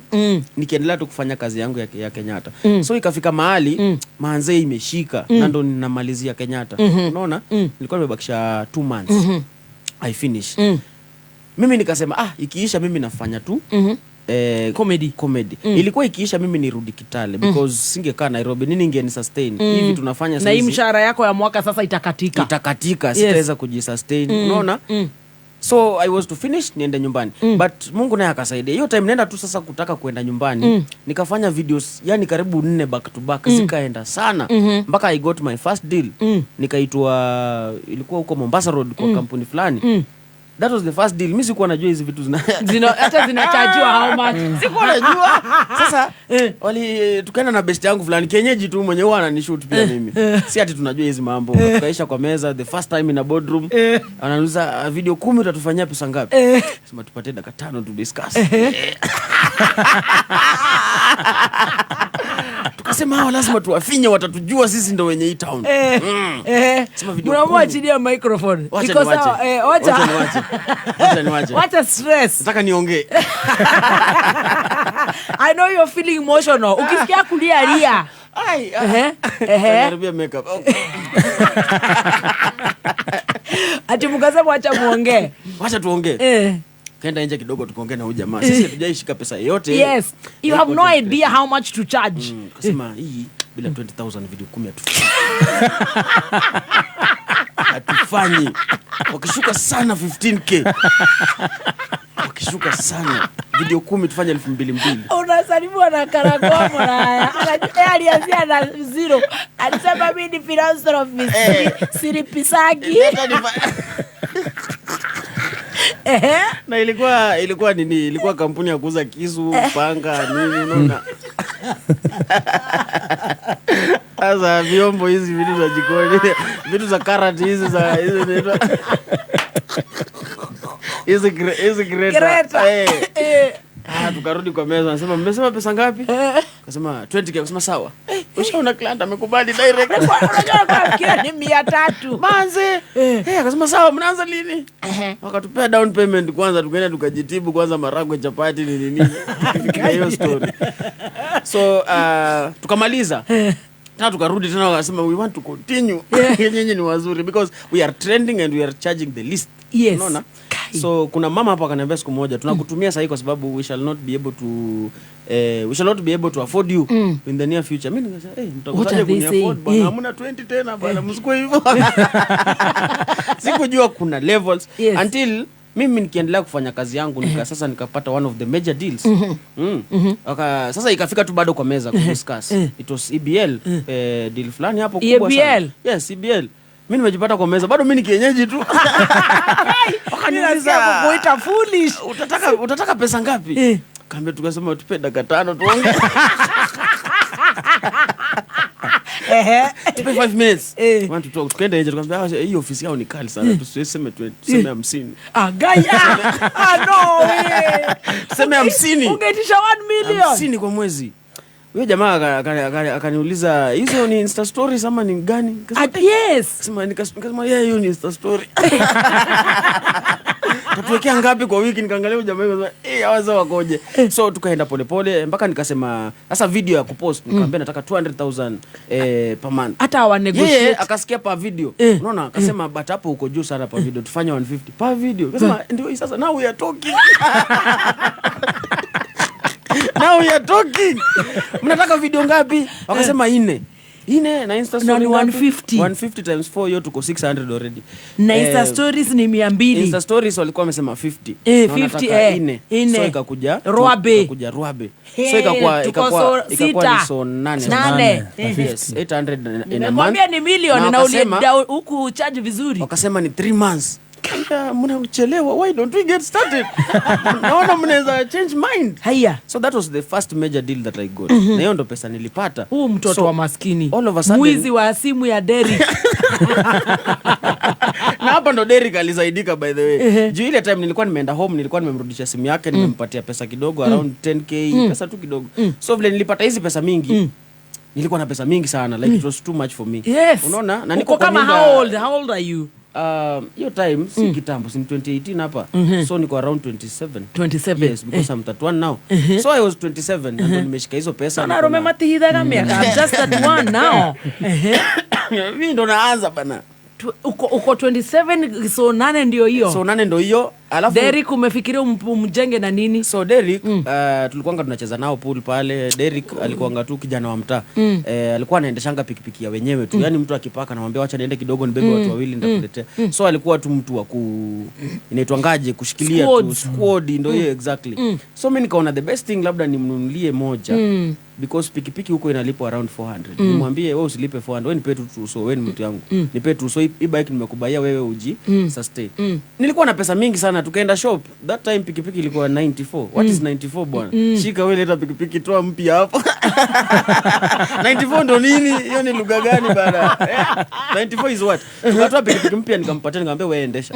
Yeah, that's yours, endesha. Wewe nijenge tu hata kama ni tu so na ukikosa pia ni sawa. Because hiyo time sasa nimeingia Airtel, niko na deal ya Airtel, niko na deal ya nini. So sasa umejua kulipisha? Nimejua kulipisha. Mimi kama ni hivi basi itakuanga hivi. Sisi rudi chini. Plus usiponipatia hiyo pesa niko na ya kunisustain another 5 years. Pesa ni mingi sana. Na unakula maharagwe na chapati. Na tesa bana, nimetoka kwa maharagwe niko kwa pizza sasa. Lakini kienyeji bado ako Kariobangi. Ujahama Kariobangi? Si kutoka Kariobangi. Mimi nimetoka huko juzi. Like literally juzi. Nilikuwa nimezoea huko kabisa. Haya twende tu pole pole tutafika ya juzi. So now umenunua pikipiki, umeanza kukula pizza, attachment kule imeisha. Attachment ilikuwa imeisha, Na ujarudi Kitale.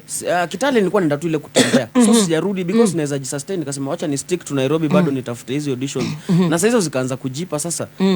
Nikafanya show yangu ya kwanza Churchill, ilikuwa poa hapa Kenya Cinema. Before tufike Churchill umeanza kupatiwa majobs za ambassadors ale mataranyi toraga niko gathiriria uria muonaga gathemba kigathiriria farm fort na pesa cash na ari angi na ni gathiriria Ashleys na ari angi. Sasa umepatiwa Airtel, umeweza kulipisha kienyeji? Nimeweza kulipisha kienyeji na zingine, ya Butere zingine zilikuwa zinakuja mpaka na proposed budgets. Unaona hao ni clients wale wazuri, wanakuambia tuko na hii, wanakuambia what is the budget, wanakupatia wanakuambia hii tuko na 250 utufanyie video 2. Nasema sawa, sini ya bure tu video 2 which you can do in 2 hours, you are done with it. So nilikuwa nachukua, so ikafika mahali niko na deals nyingi sana, I have a lot. Mpaka unasahau kudai hizi pesa, unaitiwa check, unauliza hiyo ni gani? Hiyo tulifanya lini? It was a lot. So nikaanza Derek vile alianza kuendesha pikipiki, watu wakaanza kuniambia ninunulie. So nikasema sawa, mimi niko tu na pesa zimekaa, nifanyie nini?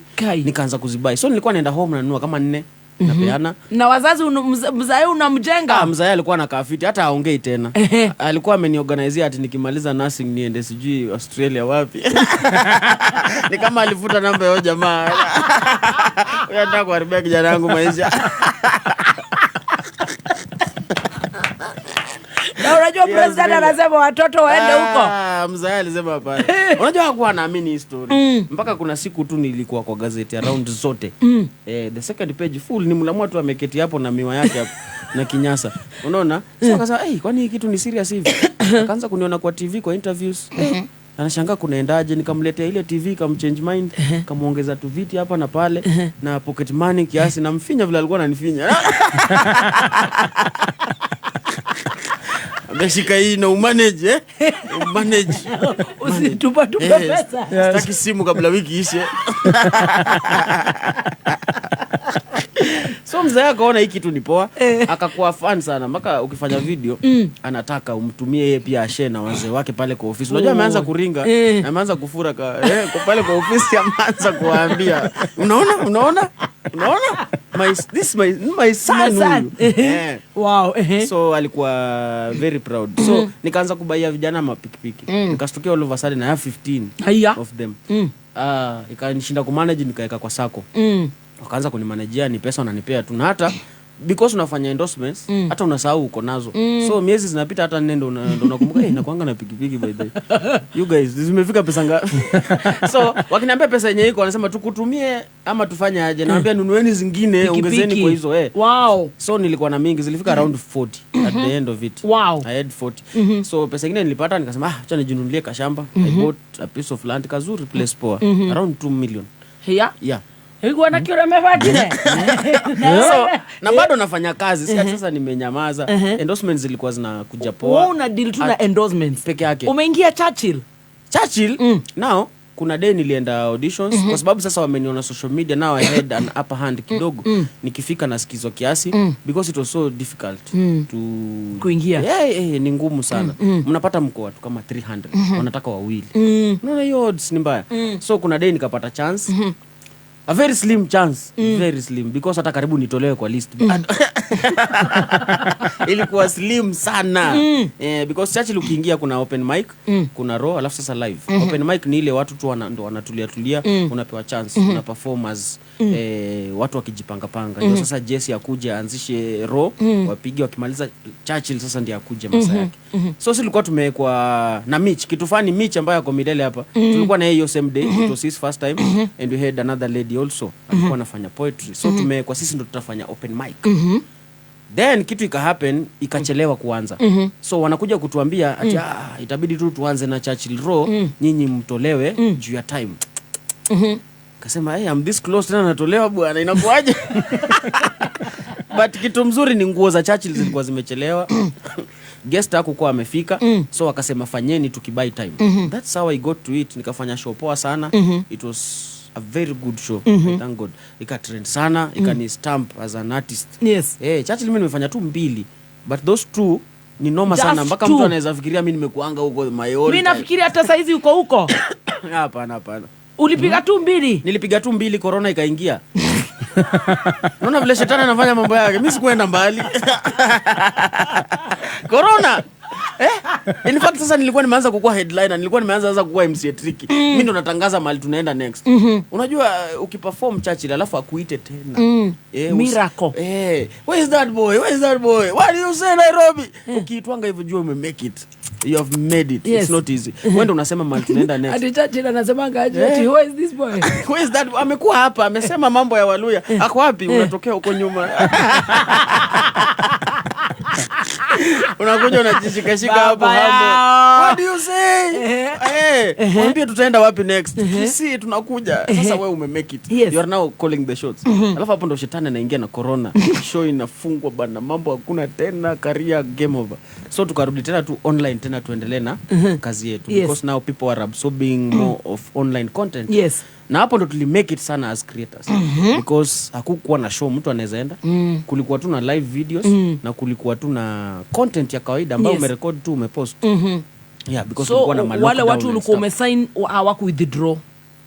Wale the people you had said like Safaricom, wali hold tu kidogo hiyo time ya corona nini ikafika mahali wakagundua let's just do online activations and that's where we made most of our money content creators. Na hapo ndo content creators wengi walitokea. Waliomokea. Hakukuwa na live shows, ni online peke yake. Yes, that's the only safe space and for us we don't need to travel. So hata ukiweka lockdown mimi niko tu sawa kwa nyumba mimi na create. So unaachilia. Mimi ni business as usual. Haikutu affect at all corona. Yeah, at all haikuguza creators. Haikutuguza kabisa. So endorsements unafanya meetings virtual like that, wako Nairobi uko Kitale ama wherever you are. Pesa ni account, video nafanya na weka. Inasonga. Unauza products za mtu. Unauza products and you have a very high profit margin kwa sababu you are creating something out of zero. Out of yani ni hewa, unauza hewa. Hot air. Creators ni watu ambao wako na do kwa sababu hawatumii do kutengeneza. Wewe ukishabai kamera ni kusha. Video tu na sauti. Video tu na sauti. Na jokes. Mungu akupe favor utoe kitu ya kutuchekesha. Kitu kali yenye tabamba wase. Lakini hata wasipocheka wewe umelipa unaweka tu. It's beyond your control. Sometimes audience no mbaya. Uliza Jeva atakwambia. Kejeji achilia hii microphone. Tutakufunga. My listeners wanasema microphone inawagudha. Okay. So now umepiga content. Yes. Mula imeingia. Sasa bado uko kienyeji uko Kariobangi? Nilikuwa tu Kariobangi kitu fani because nilikuwa nimeunda marafiki sana wengi huko, maboys wa area. Nilikuwa na wasupport sana because shikilia hapo kwa kusupport ndio tusikie vile tulihama. Hello horo watu. Wewe ni Anastasio Wajiko? Agitumiye uko hore Anastasio ri. Tondera menyithio kuma kure wacheza sita atuwe muhotani.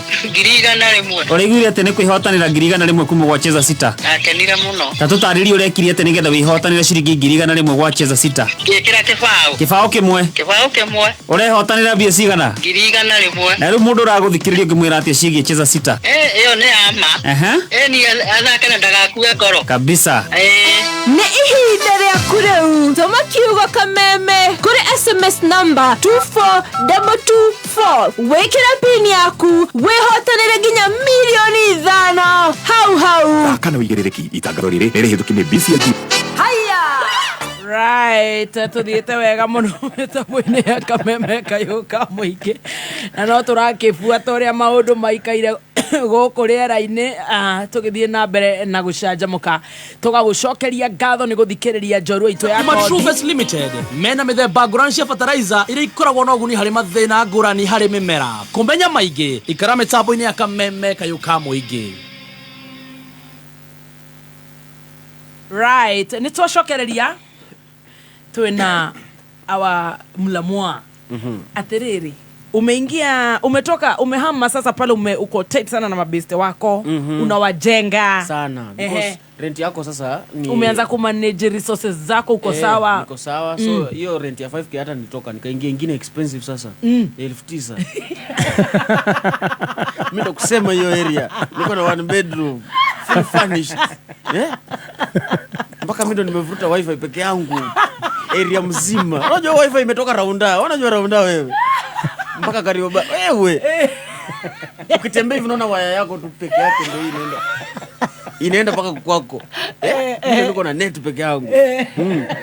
Sasa nilikuwa na wajenga pale wenye tunakaa nao karibu because hata walikuwa wananisaidia kushoot videos sometimes na lay off hizo rent zao hizo mambo na sapa nini kwa sababu sapa ya ghetto tunatoka tu nje vibanda zimejaa hapo mnakula watu wengi hata hivi kitao unaona kuleni bana songesheni do bana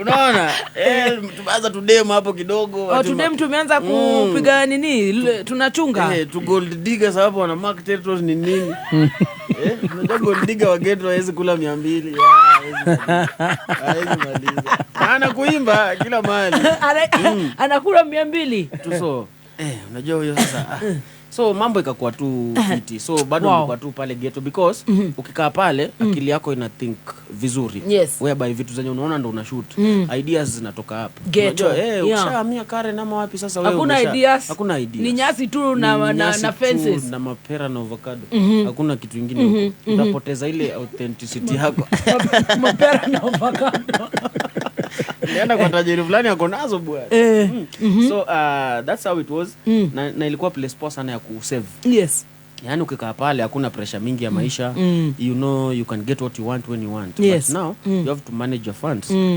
if kama ni ndege nataka kupanda napanda tu ndege mimi naenda mahali naenda kama ni chakula fulani nataka na naweza fanya but I chose to lay low and try to save it for future because hautakuwa the best artist forever. I love that. Wengine washatokea saa hii wanatesa wengine ndo wanapewa hiyo deal ya 600k mimi nilipatiwa you should not cry you should be happy that yenye ulipatiwa ulitumia vizuri uko na kashamba mahali uko na kanyumba kako umeekelea mahali then you have no regrets regrets ukuja wakati uliharibu hiyo do ukifikiri you will be here forever. So you want to tell me hiyo life ya kujisqueeze na kukaa ghetto na kukako kanyumba ka 5Gs na kukula hiyo na 200 mademu watu so ili kufanya usave tulijua content kuna wengine wanakuja I saved a lot plus online vitu happen unaweza amka mdoni leo mtu amehack Facebook yako imeenda sasa utafanya nini utapewa hiyo deal wale watasema una followers tutarudi ukitengeneza by the time unarudi wengine wamekuja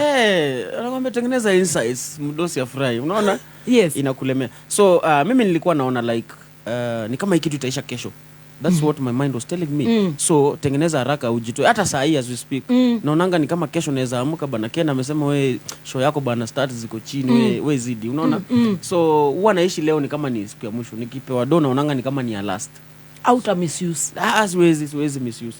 Na hiyo kusave ndo ilifanya mpaka saa hii una feel more free, yani unakaa poa because ukipata saa hii mtu ana work labda anunue shamba. Wewe uko nayo. Anawaka jenge, ushajenga. Anawaka nataka gari, mimi niko nayo. So mimi nafanya nini? Mimi naishi tu. Unaona? Because now you are free, financial freedom. That's what financial freedom is. Yes. Mimi kwa more kekega. So hizo vitu nilistukia nilizifanya passively. Kitu ambayo ukiniambia saa hii tena nianze, sitaweza. Honestly, itakuwa kama mlima kidogo. But now you did that so that you can now be more free to do other things in your life. Una set hizo fundamentals kwanza ukuwe sawa kwanza then unatoka unajua naona kuna mtu ana drive V8 na anaishi kwa ploti mtu ana drive V8 anaishi kwa ploti hajajipanga nini but sasa inafaa vitu zikuje in order pole pole tu. So uliweza kujimanage? Yeah, I managed myself. Ikafika mahali tena naona nimeaccumulate do mzuri. Familia pia ilikuwa ina grow kidogo, nikasema wacha ni enjoy town kiasi. Let me enjoy town. Nitafutieni nyumba mzuri. Look nyumba mzuri with the neighborhood bwana. Sitaki vitongoji duni bwana. Shikilia hapo. Tunarejea after the news. Wow, bara you know una pick. Yeah, it's encouraging. Todoro adu maranyita pesa shisho na tutarudi ndio tuambie you got too much money, you didn't go crazy, unaenda uptown clubs kuvaa, you know, show off nini, and then sasa unasikia utarudi kwa boda. Wacha tusome news tushokererie. Wow, jorua yako thi. Yes. Ma Gen Z. There's Mulamwa and then there's us. There's Mulamwa, there's us. Yes. And there's Gen Z. Yes. Haya. Yeah. Adogo kwa kane goikaria to maikaragia. Hivi tu asinyuire. Bethe joru yako ya last week waje yo anyuire. Okay, you abudha. Okay, obana. Kuma muciĩ munene wa Kenya Nairobi nĩ mohoro ma kameme kayo ka mũingĩ. I concede and therefore I will not sign the 2024 finance bill. You have contributed a lot by not giving your ears to the young people. You just ignored them. Na ithuĩ twakena mũno nĩ ũndũ wa bill ĩyo gũteanĩrio. Tũkũmwĩra atĩrĩrĩ, ndakorwo nĩ gũtũhĩngĩca atũhĩngĩca. Ciana citũ cioragĩtwo nĩkĩ na itirakũrĩ na mĩcinga nĩ tũrakarĩte mũno na tũrĩ akinyu mũthia. Na ndigathiĩ gwĩkwo repair kana ĩkwo amendment ĩteyo yothe nĩgetha tũiganĩre. Oma wĩigĩrĩrĩku no shaba.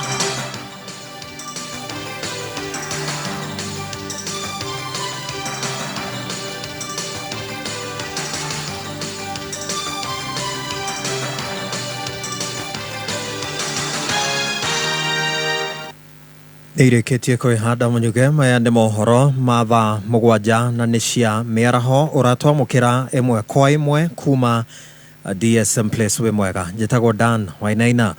Mĩrũrũngano ya mbeũ njĩthĩ nĩ yambĩrĩirie kaunti-inĩ cia Migori, Kisii, Kisumu na kaunti ya Mombasa. Magana ma mumo meyumĩrĩtie magĩtetia thirikari ya President William Ruto nĩ kwĩrorera ngũĩ igĩtuthũka na mũthia President Ruto arateanĩria mũtaratara wa watho wa kĩgĩna wa mwaka wa 2024 ũrĩa ũrarĩ kĩhumo kĩa mĩrũrũngano ĩyo. Ona kũrĩ ũguo namba ya arũrũngani acio nĩ ngunderu kũringithanĩtio na mĩrũrũngano ya hau gabere kiumia-inĩ gĩkĩ. Gũkũ kaunti-inĩ ya Nairobi nakuo wonjoria nĩ ũronekana ũthararĩte nĩ amu nduka nyingĩ cia biacara nĩ irĩkĩtie kũhingwo. Na maabitha a ũgitĩri kuma honge ngũrani cia borithi rĩu nĩ matũmĩtwo ituri-inĩ ngũrani gũkũ Nairobi o rĩrĩ gũtanyĩtwo gũkorwo na mĩrũrũngano ya mbeũ njĩthĩ. Arũrũngani mehĩtĩte kũrũrũngana merekeire thingira-inĩ wa iregi gaka arĩko gacumbĩrĩ ka mĩrũrũngano ĩyo na maumũkanie mang'ũrĩ na ningĩ kwaga kũiganĩra kwao na thirikari ĩrĩa ĩrathana ya Kenya Kwanza. O nĩ thutha wa mĩrũrũngano ĩtarĩ yonekana bũrũri-inĩ mũthĩ wa kerĩ kiumia gĩkĩ rĩrĩa arũrũngani maingĩrire mbunge-inĩ ya gĩbũrũri makĩregana na mũtaratara wa watho wa mwaka wa 2024 ũrĩa ũrĩkĩtie gũteanĩrio nĩ thirikari nene.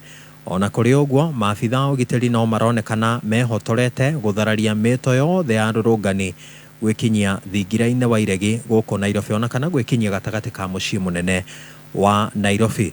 Na tũrĩ gũkũ Nairobi nĩ atĩ maabitha a mbirarũ no maronekana magĩthagathaga kwerekerio kũndũ na kũndũ mĩhang'o-inĩ ĩrĩa ĩrakinyanĩrio kĩharo-inĩ kĩa Nyayo gũkũ Nairobi na kũrĩa marahũthĩra ta ceceni yao ya kwamũkĩra na gũtũma ndũmĩrĩri na mĩerekera.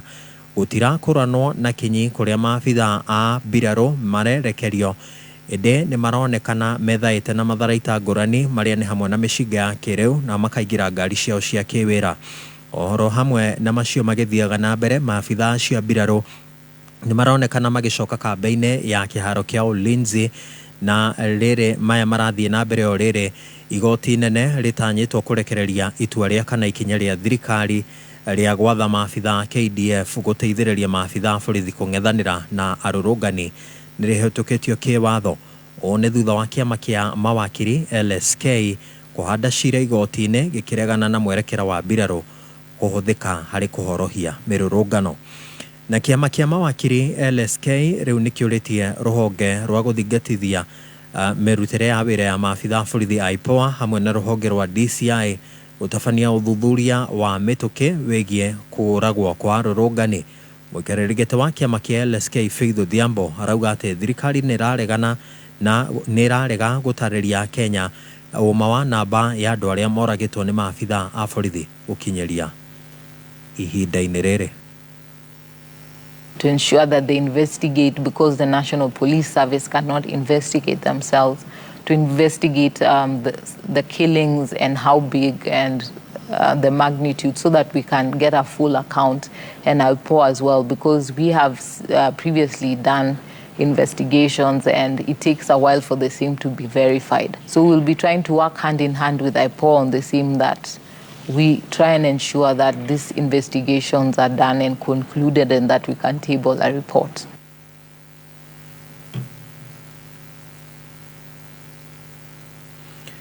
Ihinda-inĩ rĩu Odhiambo rĩu nĩorĩtie honge cia borithi kũrũmĩrĩra mawatho ma igoti na ningĩ kũrekereria andũ arĩa mangĩkorwo maikĩtio ngono hĩndĩ ya mĩrũrũngano. And we thank the Chief Justice for giving those directions that court to sit extra hours, because it's going to 11 and the court sat all along ensuring to sign all those release forms, having heard all the parties. Now, let us not have the National Police Service frustrating the work that has been done. I'm calling out the OCS, ensure these people are released. Atongoria kuma dini ya Gĩithĩramu rĩu nĩmeyumĩrĩtie gũtetera mũtongoria wa rũhonge rwa ũgacerũ NIS thutha wa mũnini wa mũtongoria wa bũrũri Rigathĩ wa Gachagua kũmũkũmithia nĩ ũndũ wa kĩrĩa augĩte atĩ nĩ kũgonderera wĩra-inĩ wake. Gachagua augĩte atĩ korwo Haji no nĩ arutĩte wĩra wake na njĩra njithĩranu nĩ angĩrateithĩrĩirie thirikari nĩguo ĩtacũkie makinya marĩa magĩrĩire ithenya-inĩ rĩa gweterera mĩrũrũngano gũtabanio. Amwe na ũguo atongoria arĩa maratetera Haji nĩ hamwe na Governor Ali Hassan Joho, mũrunawe Ali Roba, mũmbunge wa Ijara nĩwe Abdi Ali Abdi, hamwe na atongoria angĩ makiuga atĩ mĩario ya mũnini wa mũtongoria wa bũrũri yaiya kũrehe njatũkano thirikari-inĩ. Augĩte ũmenyo ũrĩa ũrĩ na Haji ndũngĩkĩrĩrwo nganja. Na mũthia mwana wa mĩaka 14 nĩ arokire kũra na njĩra ya kĩriga itũra-inĩ rĩa Matheri kaunti-inĩ ya Nyĩrĩ. Mwana ũcio wa kahĩĩ ũrĩa nĩ wa kĩrathi gĩa kanana arerĩkana atĩ orĩte na njĩra ya kĩriga arĩ kũrĩa kaunti-inĩ ya Mombasa, na kũrerĩkana atĩ agĩte kwa ihinda rĩa kiumia kĩmwe. Mwandĩki witũ wa mohoro Gĩcũke wa Ng'ang'a no rathiĩ na mbere na kũrũmanĩra na ici ĩndĩ egũcithĩrania mohoro-inĩ marĩa mekũrũmĩra ma thaa 8. Njĩtagwo Dan Wainaina. Oma wĩigĩrĩrĩku no camba nĩ mohoro kuma Kameme Kayũ ka Mũingĩ. Ũngĩkorwo wĩna ũndũ ũngĩenda kũmenyithia metha itũ ya mohoro, hũra thimũ namba 0704 111 555. Wakinya thaa 4 mĩtambo-inĩ ya Kameme Kayũ ka Mũingĩ, Jumatatu nginya Gatano, nĩ thaa rĩa gũcanjamũka. Mũthoni wa Kĩrũmba aka Baby Tunes. Karibu sana mitambo-inĩ. Na ningetwa Gathemba mwenyewe Mũtaikinya Kingpin himself. Mwago mũtheri. Good morning. Good to see you looking like mũrũgamĩrĩri wa hiki. Aterere ndũrĩ gatauro gathio na kamwĩrĩ gaka ndethamba rĩ ndaroko gũkumutha na kothio njoke hũra nako iratũ.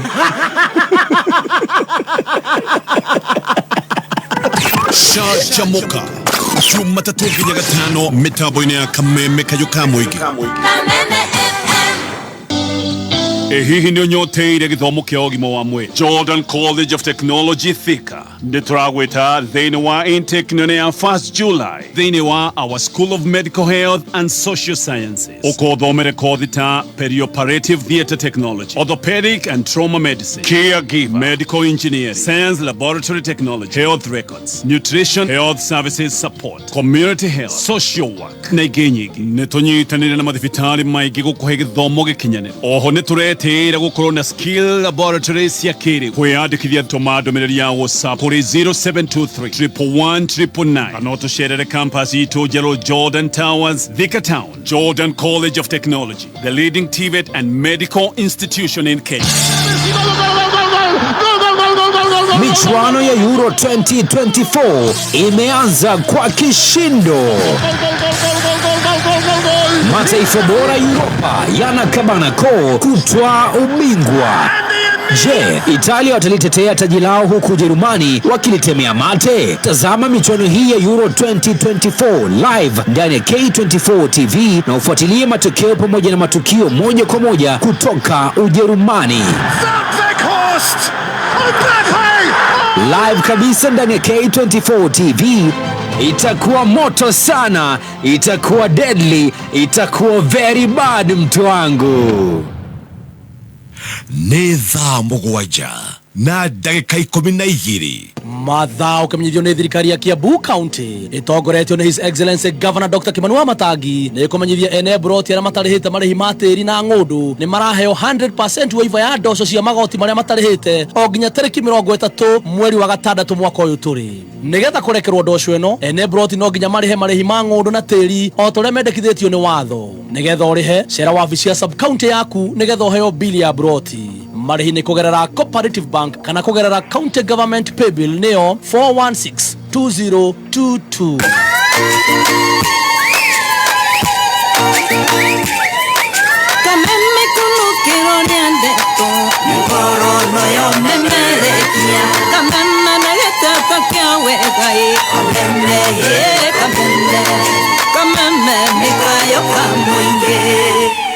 Thank you so much. Gũkũ nĩ gwa Kameme kayo ka mũingĩ tũgĩthiĩ na mbere na gũcanjamũka nĩ ngatho. Twĩna Mũlamwa na tũthiĩte wega mũno na nĩ ndĩrakena mũno nĩ tondũ ndĩrona ndũmĩrĩri nyingĩ mũno na especially cia mbeũ njĩthĩ magathikĩrĩria rũgano rũrũ na makaigua mathiĩte wega na makaigua matwarithĩtio wega na nĩ njũĩ no gũteithĩka a student to a nurse to now making good money akiwa sasa pale you know na maundu magakorwo mega nĩ ngatho. TBT njĩtagwo Muthoni wa Kĩrũmba. Mlamwa, yes, sasa umesema unataka katafutiwa a good house. Unataka kumove sasa pale. Lakini unasema pale content was so good. Yes. Pale nilikuwa nimejenga tu wase wangu yani ilikuwa tuka community. Unajua ukikaa na wase miaka 3 hivi unajenganga community fulani. So usikuwa nataka kutoka but time ufika tu yenye you want better for yourself. God has been there for you. It's a time to make a change for yourself and you have to embrace change when it comes. So nikasema acha nisonge kidogo basi. Nijaribu pia nione mji unasemaje. Mji unasemaje? Takokwaje? Shekhe. Nikasema nisonge. Ulisonga kwenda wapi sasa? Unajua watu wengi wakisonga, mtu akitoka 10,000 anaingianga 15, anaingia 20, akitest the waters 30. But mimi nilivuka tu, juu nilikuwa ready. Ulijenga? Mimi nilijenga mtaa, niko ndo namalizia. Sijamaliza because kujenga ni expensive. Nilisema acha niunde commercial basi. Nikaanza kimchezo tu, tupige foundation, piga first floor. Sasa tunafanya touches tu za kumalizia. So nikasema it's time hata mimi nisonge basi. Nairobi nikaepoa. As long as naweza jisustain, niketi vizuri. Kinishinda mimi niende kwenye nimeje. That's always my plan. Yes. Sitaikubali kusafa hata a single day. Yeah. So you moved out. Yeah, so I moved out to a better house. Kutoka kwa kale ka bedroom kamoja ka kujifinya mpaka 3. Now it's 3. Yes. Sasa umemove na umetoka Churchill. The Churchill imekuja uko lockdown, so you're still doing your things, your content kwa nyumba. Yes, so ni content ni kikando. You know, Churchill, it's not about being in Churchill or not. Churchill is about ukikuwa na mistari zako vizuri umetengeneza, you go present them. Kama kuna slot una perform. So hakunanga mtu wako Churchill, hakuna mwenye hayuko. Na pia imekuwa off for the longest time possible. Hata ni juzi tu wametangaza kwamba itakuwa inarudi Carnival. Ikirudi probably tutarudi kuperform. Very good. Yes, tutarudi kuperform. Ni vile haikukua. That's why people are creating their own shows. Unaunda show yako, unaweka entrance fee, unapiga. Yeah. So you've been making your living, you've been earning through your content and your digital and your socials. Yes. So ukitumia hiyo platform vizuri inalipa. Inalipa sana, more than any other job. More than any other job that I can say. Yes. Inafanya mpaka radio inakuwa ni part time sasa. Yaani unakuja tu unakuja huku tu yani because you have positive content. Yes, you have positive content ambayo ina resonate na a lot of people. Hakuna mtu atatusiana huku ati aende aitwe huko YBL unasema? Inafaa ikuwe content clean. Content ambayo ina relate na wase wengi. That's why they want you to be an embodiment of their product. Yes. Kwa sababu product yao ni wewe na wewe ndo product yao. So ukikaa vibaya product yao itakaa mbaya. Ukikaa poa product na itakaa vizuri pia. Unaona? So you should study the wave. Yes. Fanya kitu ambayo itakuwa kwa game for long. Very good. How did you land in the radios? So radios, I used to come at Kenya National Theatre sana. Na hapo kulikuwanga na wasanii wengi, kina Mwakideu walikuwa wanakula hapo before ingie show. Chris hapo pia, wase wengi tu, hata Alex. Sikuwa namjua Aleki, but alikuwa amekuja kukula pale. So mimi nikamwambia mimi nataka kuingia hii radio hii. Niko free sana. Nataka kupiga kelele. Wakaniambia wakitangaza tutakwambia. So ilichukua around 3 years ndo niko hapa. Nikijaribu tu. So ukifanya tu content zako, you are doing okay, you are right. I was all right, but I just wanted now something. Now umequit nursing. Nursing niliquit long ago, nikaachana nayo kitambo sana. Vile nilimaliza tu hiyo internship, that was it. Nikaenda certificate. I never practiced. Nikachukua certificate zangu mtihani nikapita. Ulipita? Nilipita. Kwa hivyo kikiumana huku kwote unaweza rudi kule utibu watu. Unarudi tena vizuri sana. Na mimi nilipita tu mapema mtihani because hata nilikuwa celeb already kwa exam room, kila mtu ananiangalia celeb anafanya mtihani. But ulipita because ulipita. Nilipita because nilipita because wewe nakuona sana wewe. Acha mambo mingi. Nilipita because nilipita. Yes. Ilikuwa poor, final exam was good. So ukaambia Alex, nikamwambia nataka. Kaniambia wakitangaza kwa gazeti wewe jaribu. So wakatangaza. Nakumbuka hata ni Amunze was here at that time. Unamkumbuka? Kevin Amunze. Alikuwa hapa. Akaniambia make a video of yourself usiku. Peke yako 1 minute tuone una present aje, unaongeaje. Nikaweka ngoma ya Mbosso hapo. Sema hivi sasa ni saa 10 kama uamini ni shauri yako. Hivi Adilisema nini? Nikatangaza 1 full minute hapo. Nikatuma nika hope for the best. Adilisa 10, hebu tangaza. We need to hear you presenting. Adilisema nini? Ngoma inayoondoka ni Mbosso. Hivi sasa ni saa 10 kamili kama uamini ni shauri yako. Atakuwa akifuata ngoma yake Zuchu muda mfupi ujao, lakini kwa sasa nataka tuingie madukani kidogo. Kuna ko. Ametangaza. Kwa ni sweetie. Ni sweetie ambayo unamumunya. Sawa. Nikafanya tu hapo, nikaituma. Probably ni kama waliipenda because I was shortlisted. Tulikuwa watu 50, ikarudi 20, ikarudi 10. So now 10 wakasema unakuja kwa radio. Haufanyi huko sasa kutuma. Unakuja kabisa unapewa live session. Tukakuja tukapelekwa production. So unapewa mtu random unafanya naye kitu. Waka narrow down to 5. So ikakuwa ni mimi, Mitch, kulikuwa na Nyachio Don na wase wengine wawili ambao wakatolewa tukabaki watatu. So mimi nikachukuliwa kwanza. Yes. Wow. So vile nilichukuliwa the 5 now you were given a presenter. You were given a presenter. Unakuja nikakuja kabisa Radio Milele paka ndani. Nikapatiwa I was supposed to do with D. Namkumbuka D. Ni ule D. Sasa Usiku vile niliambiwa nakuja kufanya na D, mimi sikuwa namjua D sana, nikaenda kumresearch online huyu D anapenda nini. Sitaki kuja kupanda mlima, unielewa, ushaelewa. Pata vizuri kabisa. Research mambo ya D yote nishaelewa anapenda nini. Nikakuja. So wakati show inataka kuanza ndo naambiwa D leo hayuko. Nikapatiwa Kakazema. Na unajua kitu fani ni Kakazema amekuwa kutoka saa 4 mpaka saa 7. So ilikuwa aende nyumbani. Basi sasa Judy hakuna na hakuna presenter mwingine, wakamwambia amalizie mpaka saa 10. So amejam. The worst interview ever ilikuwa na hiyo ndio inafaa inipee kazi bwana. Anaanza kunigombania na mimi nimekuja leo. Labda Kakazema mimi nimefika leo. Ananiambia watu wataki niende zangu nyumbani. Unajua Kiswahili cha Mombasa kile. Wataki niende zangu, nimefanya kwanza tangia asubuhi nini. Sema mlamo pale kwa matatu tulisema nini? Napanda mlima. Anasema ndio tukirejea ni ngoma yake sijui nani ameshaenda. Ameenda kugombana huko anarudi. So but ilikuwa poa. Nikasikia nimeitwa. Sikukataa mshahara yote. Kwa sababu mimi nilikuwa sawa, I just want something ya part time. Part time. Ni kitu ambayo ni part time tu, unakuja unafanya. So akaniambia anza na yeye, nikasema fine thank you. Nikapiga kazi safi, ikafika mahali nikaona wase na you guys. Ongezeni zeros bwana. Wacha msiko hivyo. Natembea sana town bwana. Nasindikiza watu kazini wadau. Nika propose wakaongeza kidogo. But hopefully tunaomba tupande ngazi in the near future tufikie Mdhoni hapa. Nani bana? Taking notes. Show us your ways. So but we appreciate. Tunashukuru Mungu tuko na kazi zingine tunafanya na hii pia. Hata mshahara ikichelewa always notice. So you cannot notice. Imeingia sawa. So, itapata wengine huko zitatulia. So God has been great. Shows zimekuwa poa. Do you go to church? Mimi? Yeah, I believe in church so much. Mimi believe church ni mtu.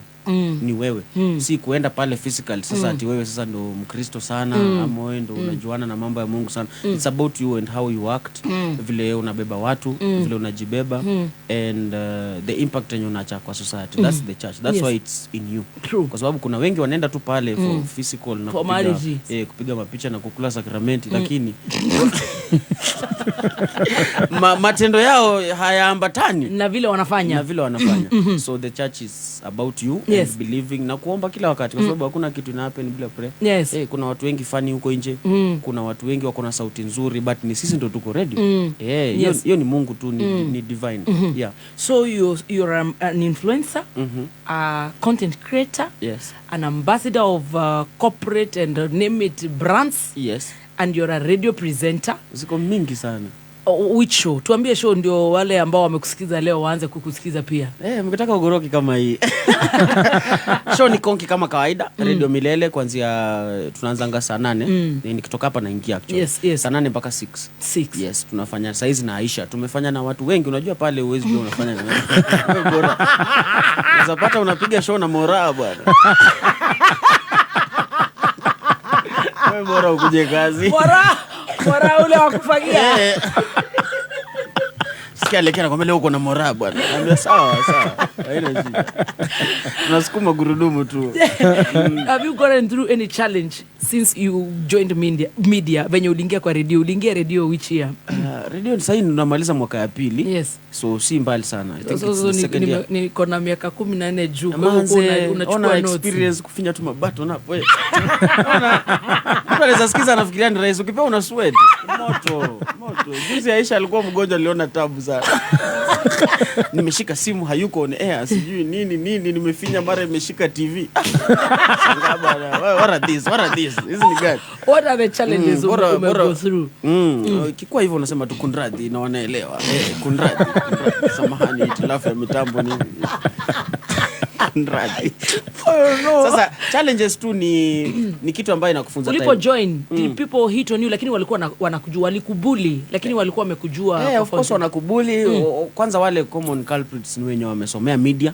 wanasema Mlamwa bwana, sisi tunasomea media, wanaandika comedians. Unaona ni topic na manas. Ni topic ambayo inaenea sana. Unaona hizi opportunities unaendea. Niko sure hata mwenye anaendesha ndege saa hizi not the best pilot. True, yeah. Yes, because wewe ni the best pilot lakini umejikaisha tu mahali. Mtu atafanya kazi yako ukiona. Saa hizi najua kuna mtu ako na mbio hata kumshinda Omanyala but hajitumi. So Omanyala is the best. So ukijituma hizi opportunities hazichaguangi ulisoma ama kusoma. It's about who is prepared, who has what the radio needs. Huyo ndiye ataingia.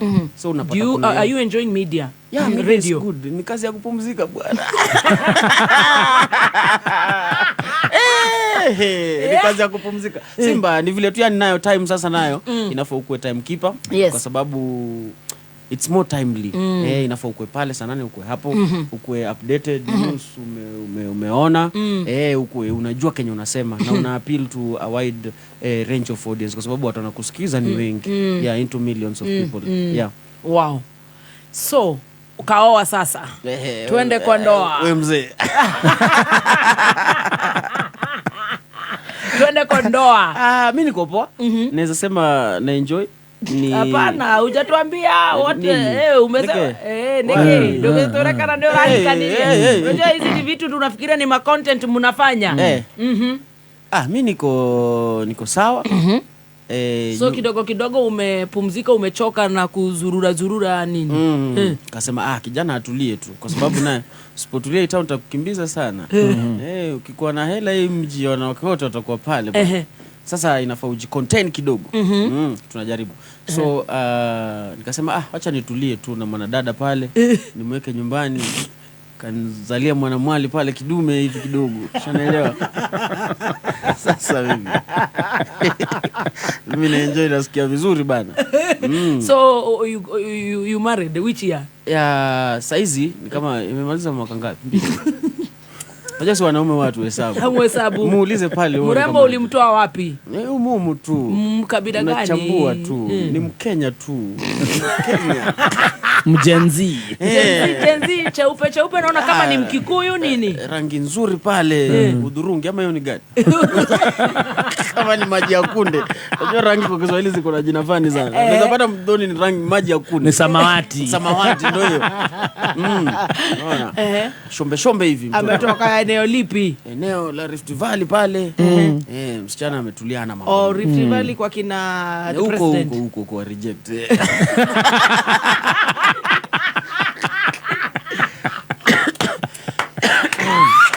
Sasa nikamuelewa, akanielewa. Nikamwambia mikakati yangu ya maisha jinsi nilivyoipanga. Akasema basi pia mimi nimepanga hivyo. Basi nasema tusukume gurudumu la maisha. Mkawana. Si tukakaa tuko sawa. Mkapata mtoto. Tukapata mtoto wa kiume. Boy girl kiume.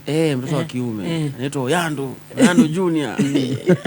Mapua mbaya kama yangu.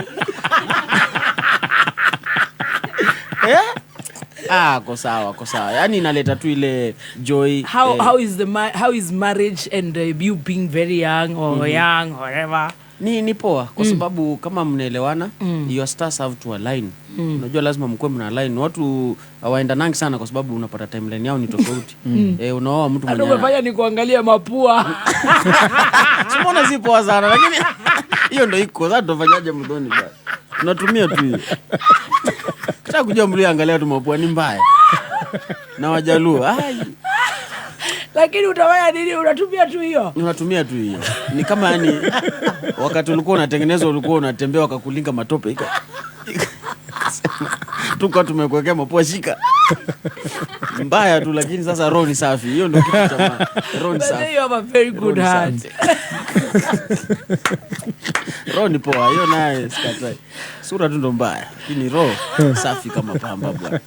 Lakini sasa babes wanakuambia you handsome? Wananiambia lakini wewe unawaambia aje? Naambia thank you tu. Sasa nitasema you too you are handsome too. Johanna option lazima akwambie wewe ni handsome. Sasa bure favors tunakata. Unaona? Tuna withdraw funds. Inakuwa ngumu.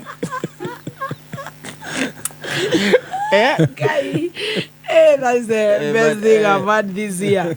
So we are good. Yes. Tunashukuru God tumekuwa poa, healthy and unasukuma familia. Tunasukuma familia, tunasaidiana. It's all about kusaidiana tu. Wewe analeta A, wewe analeta B, hivyo tukisonga. Wow. So nikaona si mimi ni famous basi, wacha basi naye nimtengeneze jina naye apate shilingi zake 2-3.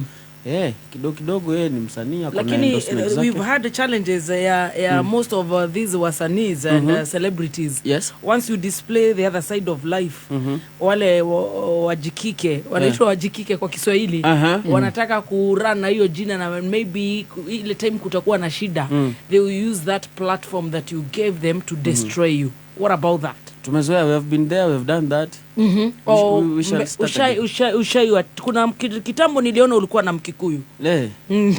Akanikuyu bwana.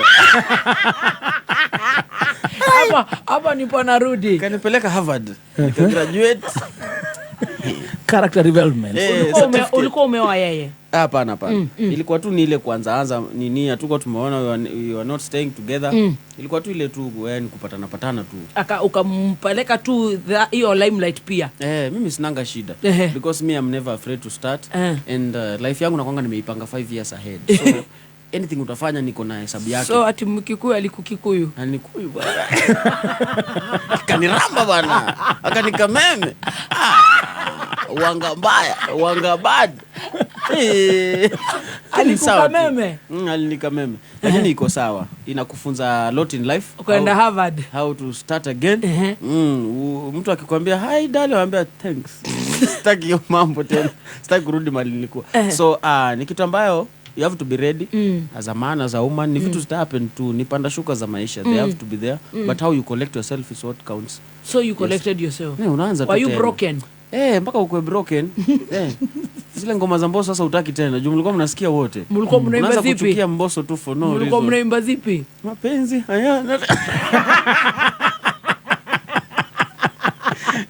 Restaurant ulikuwa unaenda sasa uitaki tena. Ile everything reminds me of her, ndio hiyo sasa. Inaanza kukuhit pole. But unajianzisha tu upya then life tu itajipa tu as long as you have the roadmap. Yes. You have to be ready for it. Ulijipa, you're now happily married. Mimi niko sawa, very and happy. And a father of Mr. Anyango Jr. Oyando Jr. Yes, Kalams. Kalams Gasta. Kalams Junior.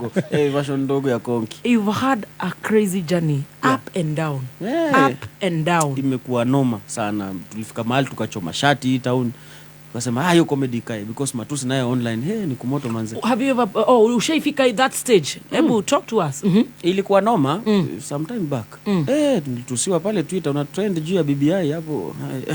Wapigwa vita kabisa. Why ulikuwa na trend kwa nini? Si hizi tu mambo za online bullying nini as you make a name for yourself, unaona? So ni kitu ambayo inakubreak because watakutusi wewe, familia yako, nani, babako, kila mtu, yani everybody wana tweet tu wanakupiga vita. So inakubreak down as a person, but at long last ulisikia karibu chome mambo ya comedy. Nilikuwa nimeacha kabisa. For how long? Niliacha for some time. Juu nilichoma paka hizo mahata ya za kuact. Nikasema haya kwendeni niko na yao acting. Hata hizo Instagram tutafuta sasa na kila kitu. Mtu ufika hapo. But nikaona tena support iko online, wasanii wanasema si tumepitia hapo, kina Kote wanakuambia bana wewe hiyo ndio maisha tunaishi bana. Si unataka pesa ni ngumu kuchukua. Lazima upasavia vitu guys. Yes. That's what I did. Nikajicollect tena, nikaanza kupiga tu kazi yangu. Nikasema fuck it. Kitu kazi.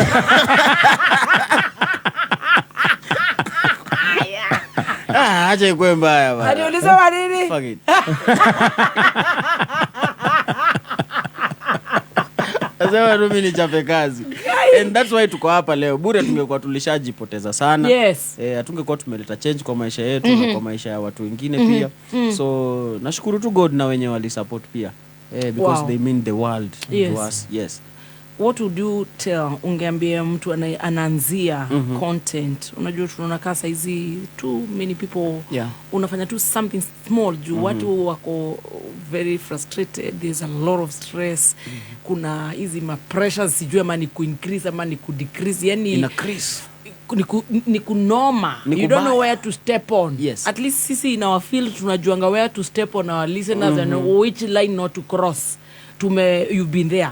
Those who are starting, yes, utawambia je in terms of kupersevere na kuvumilia and those who bully. Okay. So msetu anaanza kama ni content creation kwanza apende kazi yake. Number 1 inafaa uingie kwa hiyo kitu ukijua haina pesa. Kitu ya kwanza upende tu job yako. Unaweza ipiga hata miaka 2 bila bob. So kama umeingia na unataka pesa kesho kutu, hiyo ni uongo. First of all, love your work. Fanya tu for fun. Ipende.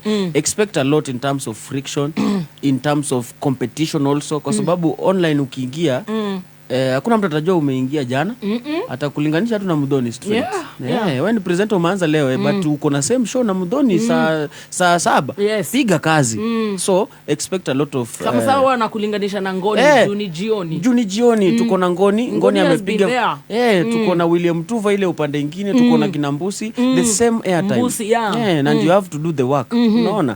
Shows ni mingi afternoon sana noma but you have to get a cake, a slice of the cake of your own. True. So ukiingia wewe jua kuna friction mingi. Kuna watu wanakuvuta nyuma. Kuna watu watakusupport kidogo. Kuna watu watasema nini. So expect all sorts of outcomes in your work. Don't lose yourself. So be unique. Number 2, ufanya kitu yenye haifanywi na watu wengi. Jaribu kukaa chini, angalia kila mtu then come up with your something. Yes. Then Don't do something. copy. Don't copy. Don't copy. Hata kucheka kama Mudhoni. Hautaweza. Takuwa ngumu yako itatoka tofauti. Sasa ukue tu unique alafu ufanye kitu yenye itakaa kwa shelf for long. Hiyo ndio niligundua ni ujanja usanii. Haufai kuwa mnoma kila siku. Kuwa mnoma tu once. You will remember. Yes. Fanya kitu yenye mtoto akizaliwa saa hii akifika 20 years ataicheka. Ata relate na. Kuna watu wanafanyanga vitu za saa hii. Inaisha haraka. Mtu amefanya kitu ya maandamano. By next week maandamano hakuna. So your content is not valid. But ukishoot kitu yenye inakaa kwa shelf for long, watu watakuwa wanaiona each and every time. Each and every time you are just very netwangaje. Wewe uko hii kukaa kwa game netwanga nini? Give me the term. What digital? Give me the yani uko kwa game each and every time because of something that you did long time ago. But ukisema unaenda na trend itamaanisha ukifanya leo you need to do tomorrow, the next day. Yes. Unaona? And you have to be targeted in your content. Yes. Wakati mimi na shoot tuseme bila viatu. Kuna kampuni ya viatu inaona inasema tumpe viatu sasa next shoot nayo. Wow. Unaona? Ameshoot ameparara nywele kuja tukunyoe alafu sasa ushoot useme tumekutengeneza. Dark and lovely and whatever the brands. Yes. So it has to be targeted content. Usishoot tu juu ya kushoot. Jaribu kushoot ukitarget mtu fulani na fulani indirectly. Yes. Hivyo utawaita haraka. Wow. Utawaita haraka. Taking notes. Unapost tu hapo unasema na nimetamani kwenda hii Mombasa. Yaani nipande tu meli nini. Kuna tour company shaona. Mnaamua kuja tuende. Ushalipa umeenda Mombasa umepanda hiyo meli. Umeona kijanja. Usishoot tu juu ya kushoot. What are you targeting? Unataka nini? You have to know. Wow. Being young, being stable in marriage, ukifunga utasema nini? Na kuna watu wanatuambia your handles, tuambie handles zako and your tailor. You're so unique in how you dress. Kunaendaga aje? Taylor ni kijana fulani pale ako Kariobangi tulimit huko. Is it? Yes. Is in Kariobangi ako na kashop hapo. Anaitwa Look Empire. Kijana mdogo sana, very creative.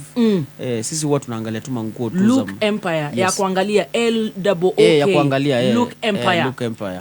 Hiyo. So huwa tunaangalia tu ma designs online na mambo tengeneza. Anaitoa hivyo vile iko. So tunaiba tu ma designs zingine anakamnazo noigua na wewe urenda guthii hau kuigirira fera kama na bilioni na Tom Ford na naona mundu aranyitie mundu wikario fangi. Wow. Sasa utafute designer sio fundi atashona vitu yake. Tafuta designer. Na wewe amesema tunataka kubadilisha pedi wa The Villager. So tutampatia the Look Empire. Bas mpatie Look Empire atamfanyia mambo safi. So mimi ningependa tu kuambia tu wasetu huko. Yani tu ujibelieve tu. Yes. Kama ni kuumia for some time as you plan for your future itakuwa poa. Because our teacher alikuwa anatuambia ukilala sai utaamka baadaye. Na usipolala sai utalala baadaye. So wewe choose. Ukitaka kuwa mdosi uamke saa 4 uulize ile lori iko wapi, mmefika Maimayo nini, you have to work tirelessly. So that in future you don't work. Work for the money. Ifike mahali now money works for you. Wow. Yes. Unakaa tu una call the shots. We are not yet there but tuko na map. Trying. Yes, we are trying. Mko na map. Do you club? Wewe ni mtu wa happy? Si rahisi. Nikienda club mostly nakwanga nimelipwa. I have to be paid, tables have to be reserved, so ni zero budget for me. But si rahisi niende sana. It's not so easy, but why? If I'm booked, sio mtu wa happy. Mimi si mtu wa hiyo. Sipendangi, nataka tu nitulie pale na kalamu nyumbani, cinema pole ni unwind. Because I believe nimezurura sana. It's because time. I realize kuna watu wengi wanasema unajua most of these especially celebrities unawapata kwa clubs maybe wako huko na machupa zile expensive. What's your hobby? Mimi hobby kukula kwanza, number 1. Kwanza umesikia club kulipwa tuthie ku tuthia no to akorone turi hagone haria tutari tu kwa jorwa yako mimi ukinilipa takuja ama kama niko free labda na support one of my friends ambayo ni msanii ama DJ naweza tokea, like hata juzi tulikuwa ya rumba huko Kilimani. I went to support the DJ there and it was really amazing. So usiende tu juu ya kwenda, enda kama ushapata roadmap ya kila kitu. Hata ukilewa uzime uko na driver. Si tena unaanza kuorder, mtu wa Uber anakuambia huko hatuendangi. Hapana, usiishi mahali watu wa Uber waendangi. That is struggling. Save kwanza. Anakuambia cancel tu, ita mwingine. Unaona? Utajua bado hujamake it. Hujafika ile category ya kuenjoy. Because club is about enjoying. Una enjoy nini? Is there anything to enjoy? Na unafaa kuwa kesho kazi asubuhi. Unafaa kupeana report. Are you enjoying anything? The discipline. Mimi nafaa nipewe report. Si mimi napeana. Yes. Yeah, you have to brief me in the morning. Nikiamka. Unaona? So you have to work for that status first. Then enjoy it. Mimi hapa mbele nitakuwa klaba mwingine mkubwa sana. Nikishaunda biashara zangu, niko na pesa zangu, dere yako pale, kila kitu iko sawa. Sasa ndo mtaanza kuniona huko. Sitaki kuenda kwanza. Wow. Yes, I don't want to go there first. Azitoroki ziko tu. Yes. Ni wewe ujipange. In your free time unafanya nini? Unajua watu nao wa club pia tunasikianga ni watu the other side. The other side of the road map. Road map. Wanakacheza. Tell us, man. What's your hobby tukifunga? Hobby mostly mimi nikikaa chini huwa napenda tu vitabu labda nisome. Napendanga tu philosophy sana ni jaribu kujua vile watu wanafikiria. Like getting the other ideas na views za watu wengine vile wana perceive the world. Then number 2 labda ku travel pige ka drive pole nimetulia tu ka muziki karumba pale. Na pia kuangalia content za watu so that I can learn and try to find out a way yenye mimi naweza create yangu ambayo ni unique. Who is your role model? Nani unafuata content yake sana? Ukiamka kuna zile top 4 5. Hata mimi najua nikiamka ni nani nitaingia huko kwa TikTok nijue nani alikatiwa kwa presenter mgani amekatwa. Lazima nimsikize hivyo top 5. Mimi nikiingia pale labda niangalie Eric amefanya nini because Eric nimekuwa nikimwangalia kutoka kitambo na ni mtu pia amenisaidia sana kwa game. In terms of tukikaa tukiongea mabiashara vile tutazifanya. Tulifanya naye mpaka hizi stadium tours. So huwa napenda kuangalia Eric anafanya nini, kama ni mambo ya revolution, kama ni mambo ya art, kama ni endorsements anazifanyaje because I believe yeye ndo one of the people mwenye ako na mingi. So unaangalia vile ana tackle. Then wewe pia unajua siku ile nitapatiwa kazi, I'll know how I'll to swim around. Tutaangalia kina Njugush na Abel hapo hivyo tuwaone kidogo because hawa watu ndo wanaitwangaje gazelles. Unajua gazelle zinakulanga nyasi juu kwanza. Alafu sasa ndo sisi wild beasts mnakuja tunakujia mizizi ya nyasi sasa. Unaona? So ukiona akona I love that. You have unajua there's too much hatred. Watu siwezi sikiza wimbo ya huyu. Mimi nikiamka asubuhi nikiwa for example Muigai wa Njoroge, I'll just listen to my songs. For example. Unaona? Nikiwa Muthoni ati nikitoka nitatafuta tu Melissa nisikize my voice. I love that. Unaona? So ukiwaona vile wanafanya hizo kazi, wewe pia unakuwa inspired.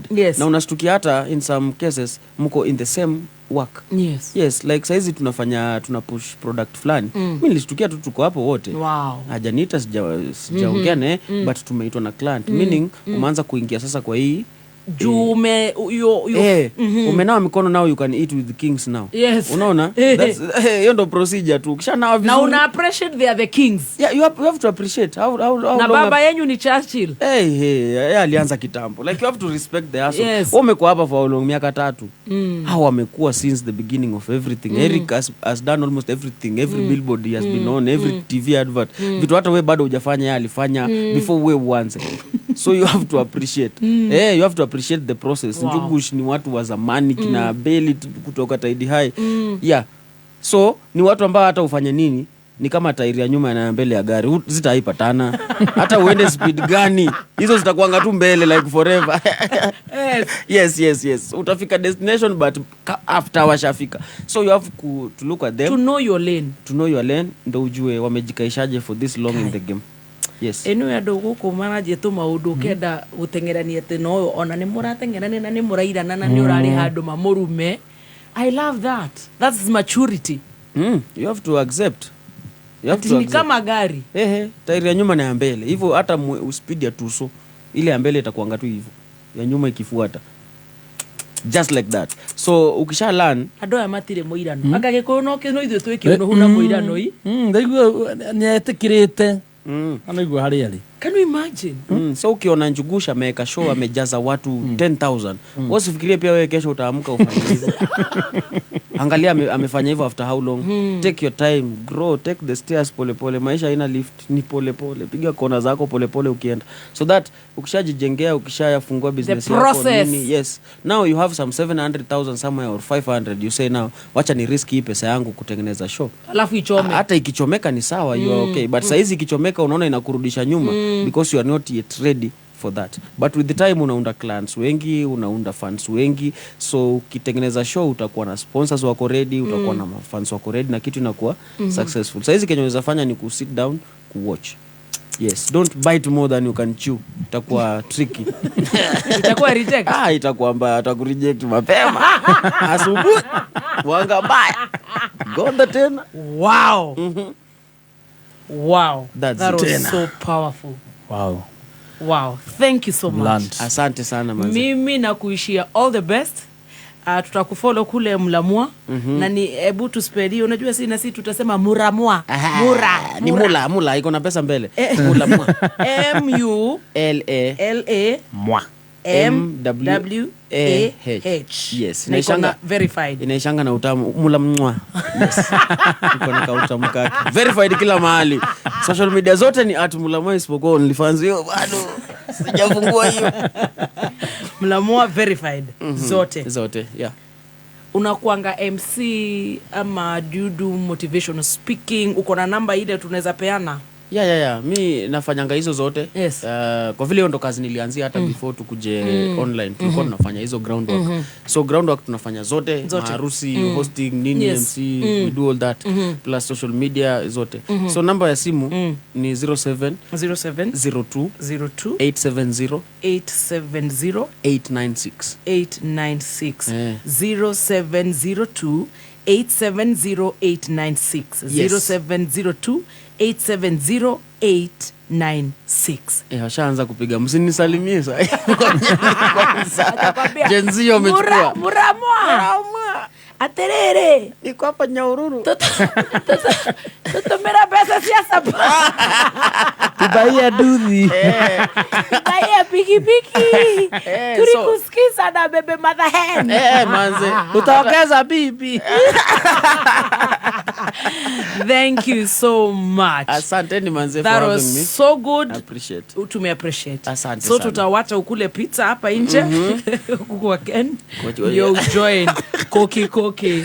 Aisha. Asante. God bless you. God bless you too. Thank you and keep inspiring many more. Asante. Tunakuja. Thank you. Wow. Thank you so much. I love that. Wow. Kameme Classifieds. Kentank na itagire taburikana bururi mugima ta itagi na bemwe itagiria Kentank na ragikiro kia iguru na rithondeketwo na full grade virgin material magitumira technology ya kiriu gutigirira itagiria kuria Kentank no rikare makiria ma miaka 30 gura itagiria Kentank umuthi kuma handu ya oyothe hakuhi nawe kana ugure online kuhitukira www.containers.co.ke Ohoro makiria hura 0730-832-000. Kameme Classifieds. Ũngĩenda kwambatĩra wonjoria-inĩ wĩgiritanie na Kameme Kayũ ka Mũingĩ. Thimũ citũ nĩ 020-312-110 kana 0707-670977. Mwanangu, mealtime ni muhimu kabisa, na kila siku ni vita, saa zingine siwezi vumilia. Chakula bora ndio tunahitaji, cheki vile wengine nao washajipanga. Nikiwa pilka pilka wameshapika, batu wakonja sapa wamingoja, tapika haraka wameza twaweza. Chakula nyumbani haguzi, snacks bazo wanazificha, lakini najua tatia juhudi nikimpa. Kufiti kwa maisha bora.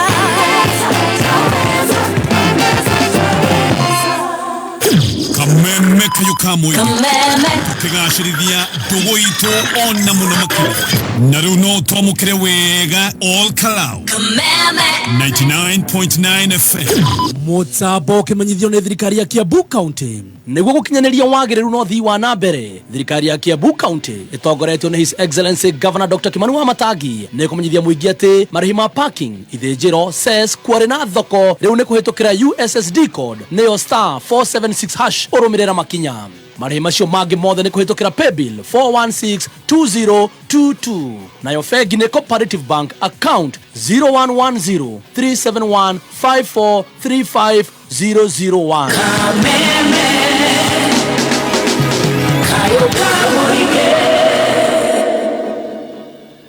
Thank you so much. Gũkũ nĩ gwa Kameme Kayũ ka Mũingĩ, nĩ twarĩkia na njorua ya kothi thaa 8 itigarĩtie just 8 minutes. Tokorwo na ithuĩ tũkiumĩra twene kapumzika. Noigua ũrĩa nake maranyihia. Ataigua ndaigua. No wega kũigua nginya kũrĩa anake tondũ nĩ kwĩna athuri o ta ithuĩ mateire mbaũ hanini. But it is not late. You can still no auga no ucoke harĩa thĩ wĩri package rĩngĩ ucoke ũkĩra rĩu wĩ serious. Oguo all is not lost. Wĩragwo there is hope as long as you are alive. Oguo gĩkorwo hihi nĩ wateire mbaũ no wĩcokanĩrĩrie wambie rĩngĩ afresh because all is not lost. All is not lost. But that is very inspiring. Wasanii aingĩ rĩmwe nĩ tũremagwo nĩ kũiga wana twambia kũmenyeka gũkũ twaingĩra Embassy Bistro. Njigua masanii wathondeka mito kahũthĩra 850. Ona nĩ ũhũthĩre nginya 900 ũtukũ ũmwe. Rĩu nĩ hinya mũno ũkore rĩu ta niĩ ngĩhũthĩra tondũ niĩ no ngĩhũthĩrire cia nyuma. Iwe no ũhũthĩre ũhũthĩrire cia vintage bari. Ithuĩ tondũ gwĩkoraga. Oya Professor wa MKU no iguire ciũria andũ amemerekia TV yaku maroragia ira kũrĩa State House. No, I'm not aware. I'm just from Mount Kenya University. I Professor, what do you mean? Ndũiguĩte we hamunene ndi haha kwa haha muthaiga ndukire soja Unyega gikaro ugo hatiri undu mũraendereiga matirahota gũbuata na matire TikTok matire Instagram no nayo ũrĩa maraithĩrĩrio mai. Oh no, this is our country. Oh no. Arafu gũtirĩ kĩndũ ũtarĩ cai wothe retea mũthoni kuku anakunywa nini, anachanganya vitu nyingi kama budha. Esco ya gapi kama ni 40,000, alright. Ate mararada. Oh, dikiona toro. Na yo no juira area. Ithuĩ Timaya imekuja kireti 3. Patia huyu mama biri. Kuaginya kwa vintage. Na uthire na gabikabu. Abatete. Kwa hiyo mtu wetagwa Basgo. Wathika coffee. Ate kahawana. Aregero bagiti gere cia kahoa. Na nyama cia muri ndani. Ogethire gukinya githogoro oigera na gwaku. Ucio mati ni waro material. Atengo Tegoro we aro mwogoto. Ya kilo igana. Tomeheane hau keno. Ti thime. Jai matingioya. Kena mothoni. Ndokeregera mutumia wa kameme wa etagwo tecwire mukaga. Gocamuka gucanjamuka. Kilo 5. Ni ndi andu a wira. Andu ndirari magiro hau thutha ni Simon na Francisca. Ona andu aingi muno ndireciria ikara mukirera kilo 12. Kana ikuike yothe. No ngaire baba. Ona mami kana Nairobi. Ni arutirwo matumbwa neo. Itana kinya riu hakwa gate. Oyo mwene Astro petrol station. Mwangi. Ate? Ay. Nduke ngore haha mukao wetagwo Gri. Mukao retwo Gri ha. 7 star. Hau no muracamania. Na tondu ngani nda gwikirira maguta ri. Ukaigua aca ndirathie thitima, andu a thitima mego kumakereka. Thire no wacigana. Na we Thate. Ndo ikaraga muno we nayo te kuri ha. Eyo ni kuyo no I understand. No ina githogoro ni manya thitima muno. Wabogo endagia maguta. Astro yake ya buru ndigutire mundu tutoye. Wena na baki pomwekerera kiri 50. Ruge kinya haku muciiri ucio wa mahiu. Munene no igwa ria guthukite. Ni ndiona ndu ndagitinda na guku rami-ini ona ndiramenya ni ndiri. Guthukite muthenya tuhurire kai we ha munene. Ndiri ndakinya ndirigwa ndina mudi mwega. Munene ti kwega. Ugenda kuhahura gitoka. Tohota kurarira. Kire ti kwega. Maraiga atia. Ndu ne turatigira thimu ne turathikiririo muno andu atumeme.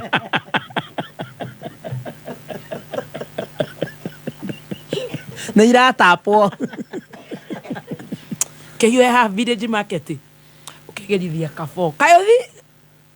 Ona tamakadathi uguo ndatiga wing ne kuo gutigite ngari na tamakaitie mwana ne ya shopping. Sigana. Araginya iria ria mwana.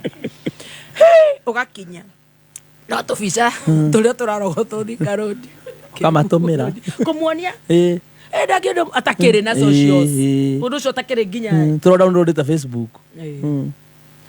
Oriri wauga we thambe.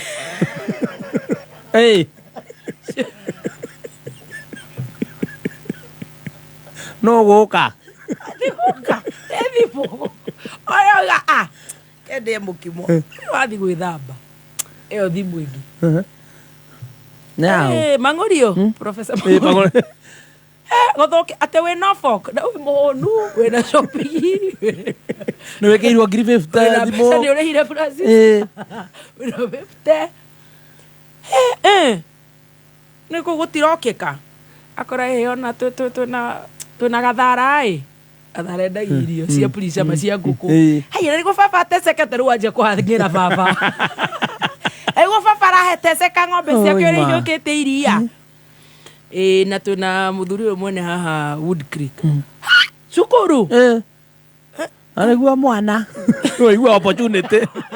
Anegua mwana wakwa. Riu cia mutumia wetagirira ithira. Cito torutaga every corner. Uragirwo thimu left right and center. Gathemba mandu njikie 3,000 na nitukurarira.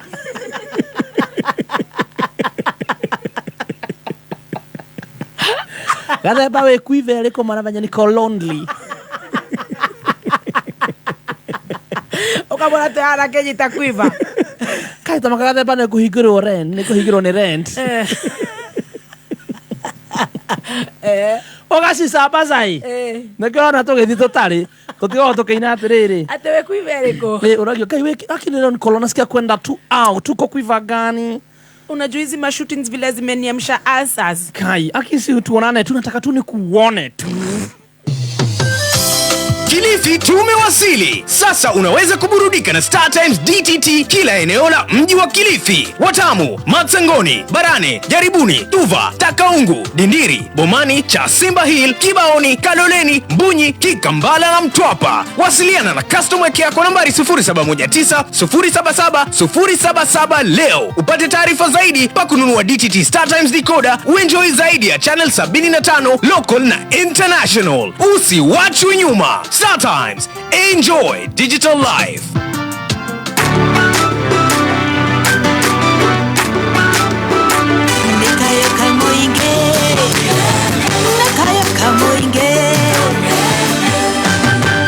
Right, rĩu gũtirĩ ũndũ ta nganja, rĩu nĩ kwenda tukiumilagia Plotika Bonanza na username rĩu haha na ithuĩ wĩgĩre broti ĩrĩa nĩ value added ya 8 acre handũ ũngĩta mũciĩ. Thogora rĩu nĩ ũharũrũkĩte kuma ciringi 950 rĩu ũrenderio 849. Broti ciĩ Naikuru, barabara-inĩ ya Naikuru gũthiĩ Eldoret. Book toma kiugo mũgũnda kũrĩ 20321 kana ũhũre 0725 000 mawatho na mekana kũhũthĩka.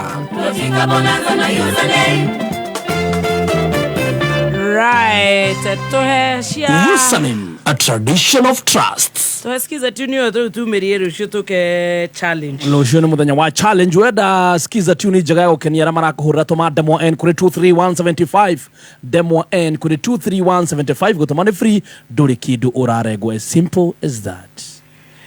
Right. It's time to thank us for 4 hours. Regi mũno mũthikĩrĩria wa Kameme. Yes. Gũtũthikĩrĩria mũthenya wa TBT. Kesho tuko. Kesho ni challenge. Kamatia chini. Kamata chini. Niko na challenge. Kindly to dress code the way we want. Uza wa short na viatu zifarani pia wewe unaweza peleka.